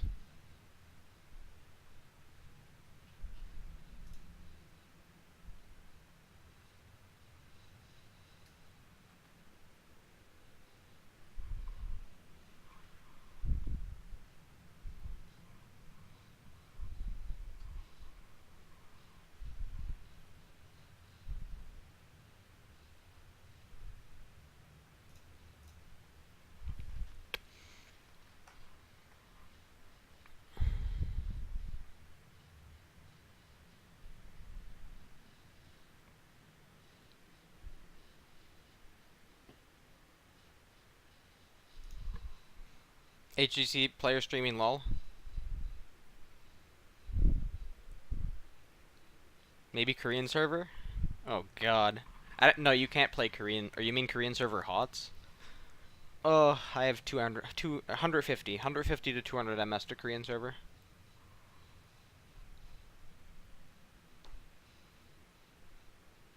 Yeah, if they didn't screw up ranked so bad. Yep, but they did. They have not, there has not been a single ranked improvement since the start of this year. Everything they've changed since the start of this year has been reducing the quality of ranked. Dansky getting 18 ping to West, yeah. And 60 ping to Central, and he bitches about it when players are getting 80 plus ping consistently to West. No server advantage lol, yep. We'll see when I get in game what ping is looking like. Let me see, what do I even do? Do I go on Reddit and see what Reddit is talking about? Definitely not me, because my post about server advantage got kicked off the front page of Reddit after a couple hours.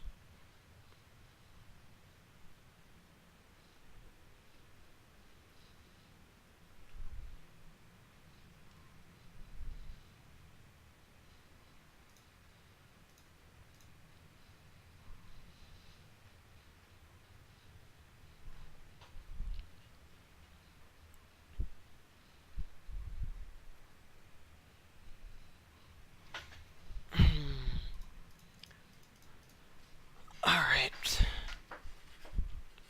I don't know where Dansky lives. Go ask him in his stream. If he's streaming right now. Is he streaming right now? Let's go pull up HOTS.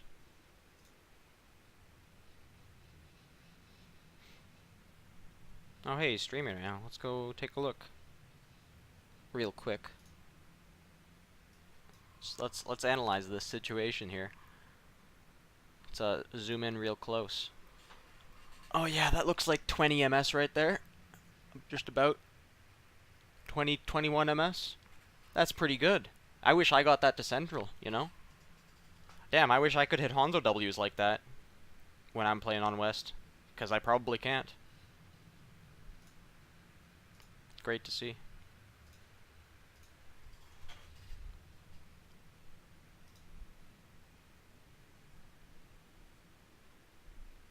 Yeah, I mean, North American internet is absolutely terrible. It is, I mean, it's not third world country levels, but it's second world country levels, I guess, if that's a real term.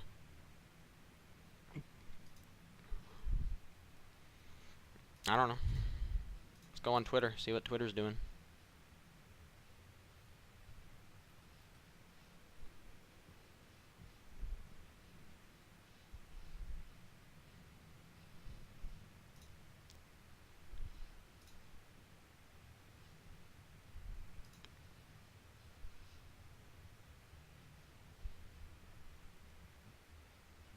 Alright. Let's see. They're looking at mana and sustain currently? Alright. Alright. I mean, give me some hard evidence. Still haven't received an email. So I sent an email to Blizzard yesterday. Oh hey, I never even got a response on this. Or no, I did. Never mind, I did. I did.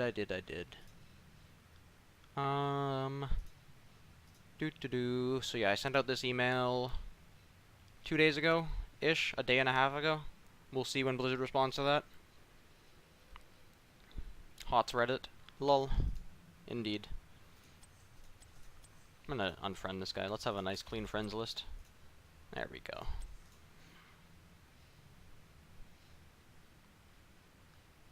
Auto-banning posts about the Blizzard silence policy. Yeah, it's hilarious. Yep, you could literally queue Team League, report people on the enemy team for abusive chat, and stuff like that, and then they might get silenced if you run into them enough. Yeah, wow. Let's look at mana and sustain. Actually, let's go to my Twitter because I have a nice tweet about this. Not 100% up to date because they did patch Tehran's mana cost on her Q by 5 mana, but let's scroll down and find that one. Where is it? Here it is. So, yeah, let's look at mana and sustain. So, you know, Rhaegar's Q, 6.5 mana per target. That is with the level 4 talent. So I did, when I made these calculations, I took into account the most common talent builds in competitive. And for Rhaegar, the normal talent you take at level 4 is, it's sometimes this talent, sometimes a different talent, but the other talents are hard to quantify. So I just took the one that reduces Q mana cost. So yeah, this is just base and a Q. She's really mana efficient with her Q. And then this is Tehran before the 5 mana nerf. Can't self-heal. Skill shot. No charges. What the hell is this? What is it? What is this? Uther's Q is 4. His W is 2.5 per target. What?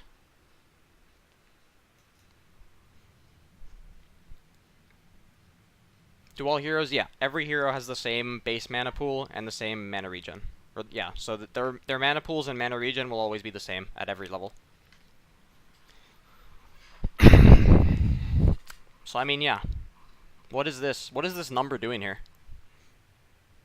In 2016, Blizzard actually balanced their supports on release. And balanced the supports around numbers like these. We're 2018 though.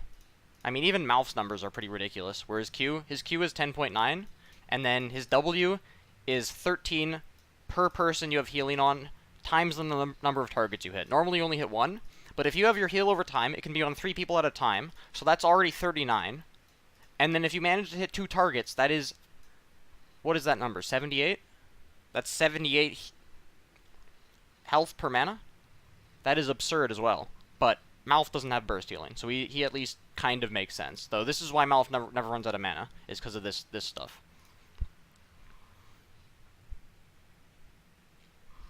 Yeah, Lily's is pretty inefficient. Like, look at this. Those are rookie numbers, Lily. You got a quarter. 1/4 of Tehran's heals. You suck. This hero's broken.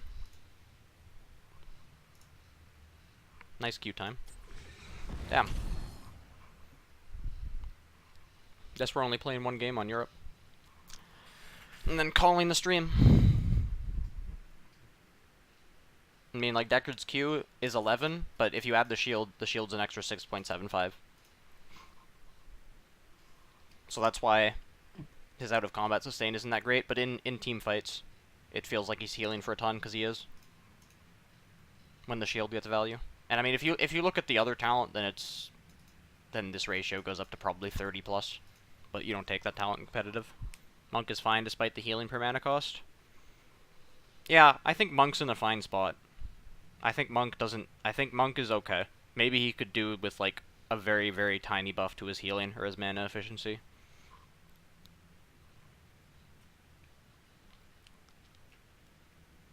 Like, at least when you look at Monk, you don't say Tehran is strictly better than him. Whereas you look at Uther, you look at this hero, you look at this hero, you look at this hero, you look at this hero, you look at this hero, you look at this hero, you look at this hero, Tehran is strictly better than them. Delete all these heroes from the game, doesn't matter. Nobody lost anything in competitive.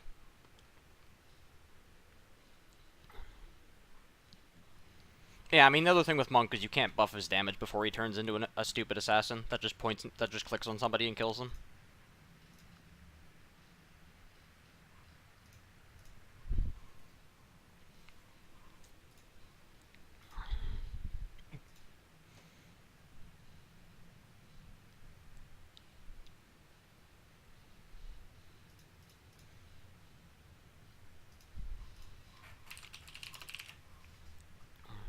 Yep, the classic let your support die first, so that they can even remotely compete with Tehran's healing.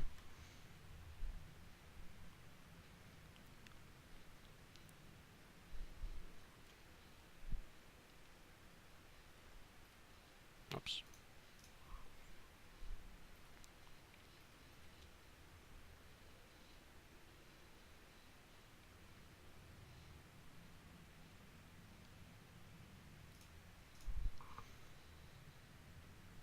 I mean, she has a blind, but yeah. Like, comparing a blind to hard CC, and a Hunter's Mark, and map hacks.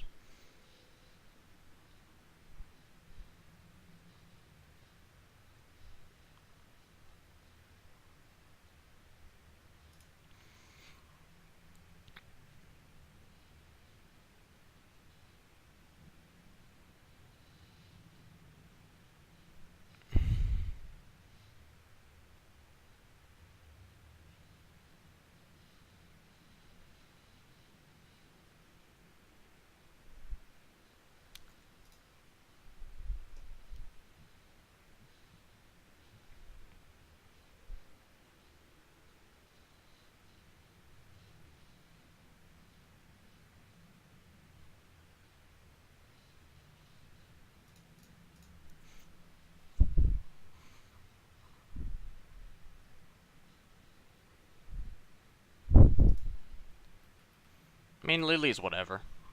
Doesn't matter. She's not the biggest issue right now. Especially since we know that Blizzard has limited resources when balancing heroes.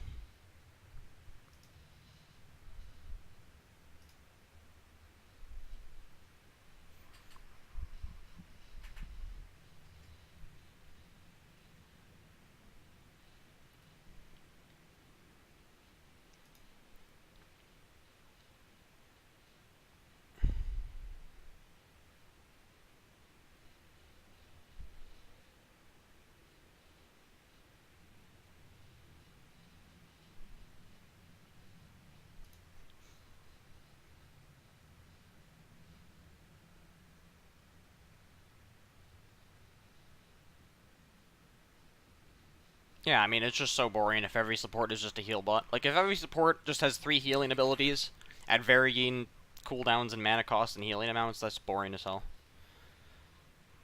That's just super non-interesting. And I mean, that's what the meta supports are, kind of, where their kit is purely based on just having some heal abilities and then not doing very much else other than Tyrande. I mean, Tyrande, Deckard, I mean, the ones that are really good right now do other stuff, but what, does Whitemane do anything else other than be a heal bot? Not really. Does Malf? I mean, he has a root. You can give them mana. That's nice. That's a nice quirk. Doesn't really make him unique compared to any other random healing overtime support. Other than that, his numbers are better. That's why he's played in competitive. If Lucio had all of his numbers doubled, then he would be played in competitive over Malf. And yeah.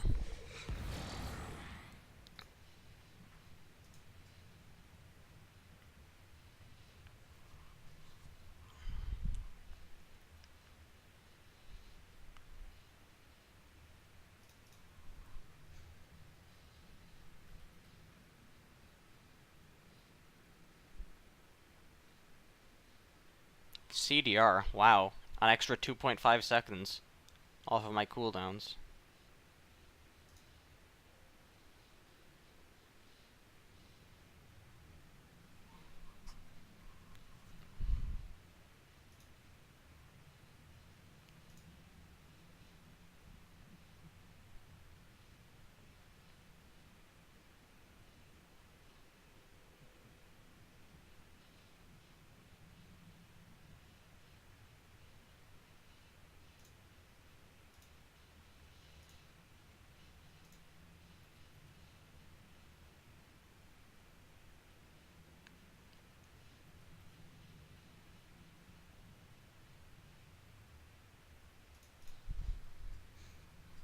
Right wing has infinite mana heal mana efficiency, yeah. I mean, I could take that tweet and then also go into No. Rakan is... That's not a healer, though. Rakan is not a healer. If you want to compare supports and HOTS to heroes in League of Legends, compare them to heroes like Sona and Soraka. Those are supports in League of Legends that are healers. Other supports are just... They're the heroes that don't farm gold and don't buy items and can function without needing that. That's completely different from League of Legends. But yeah, I could look into what healing per second stuff looks like for supports.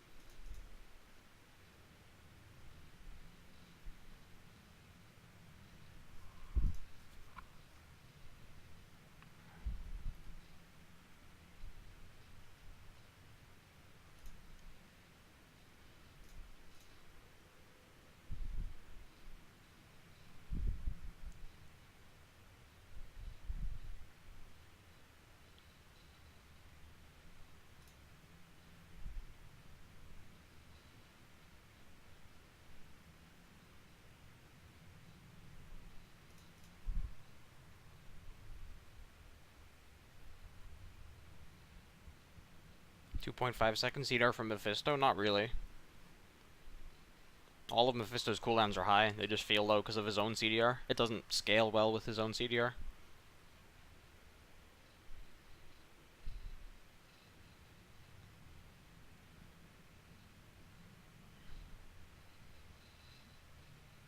What is this wait, by the way? I tried queuing Europe, and we got a 20-minute queue.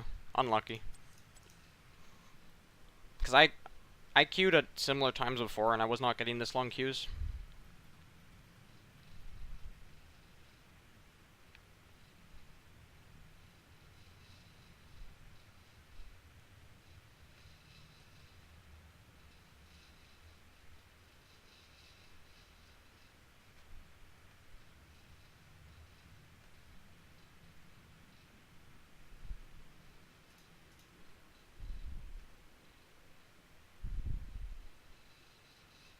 Team League is fat. Yeah, I don't have MMR for Team League, though.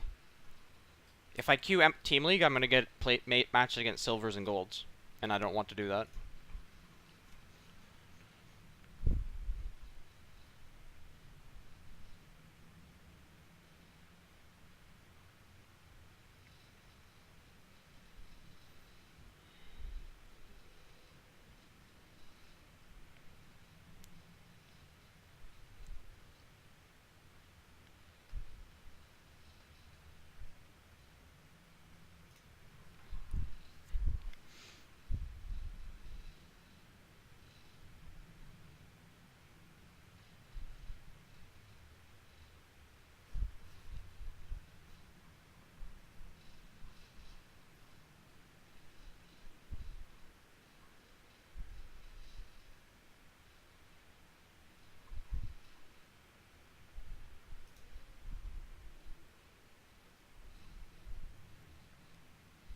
Yeah, Uther just doesn't compare to that.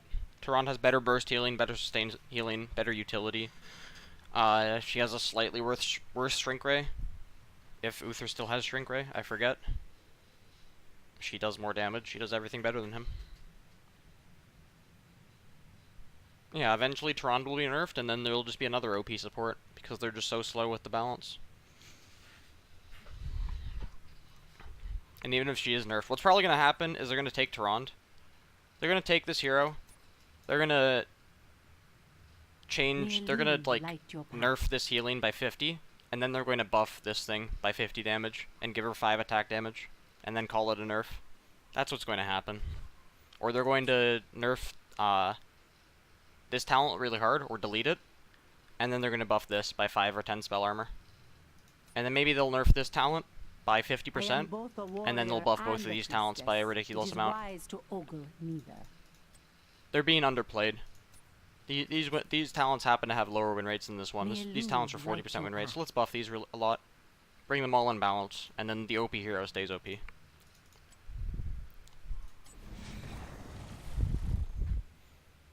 Oh yeah, he only has well met. He doesn't even have real shrink ray. I mean, I guess we'll pull up Prismata. Watch some people play Prismata. I don't know. This queue time's insane.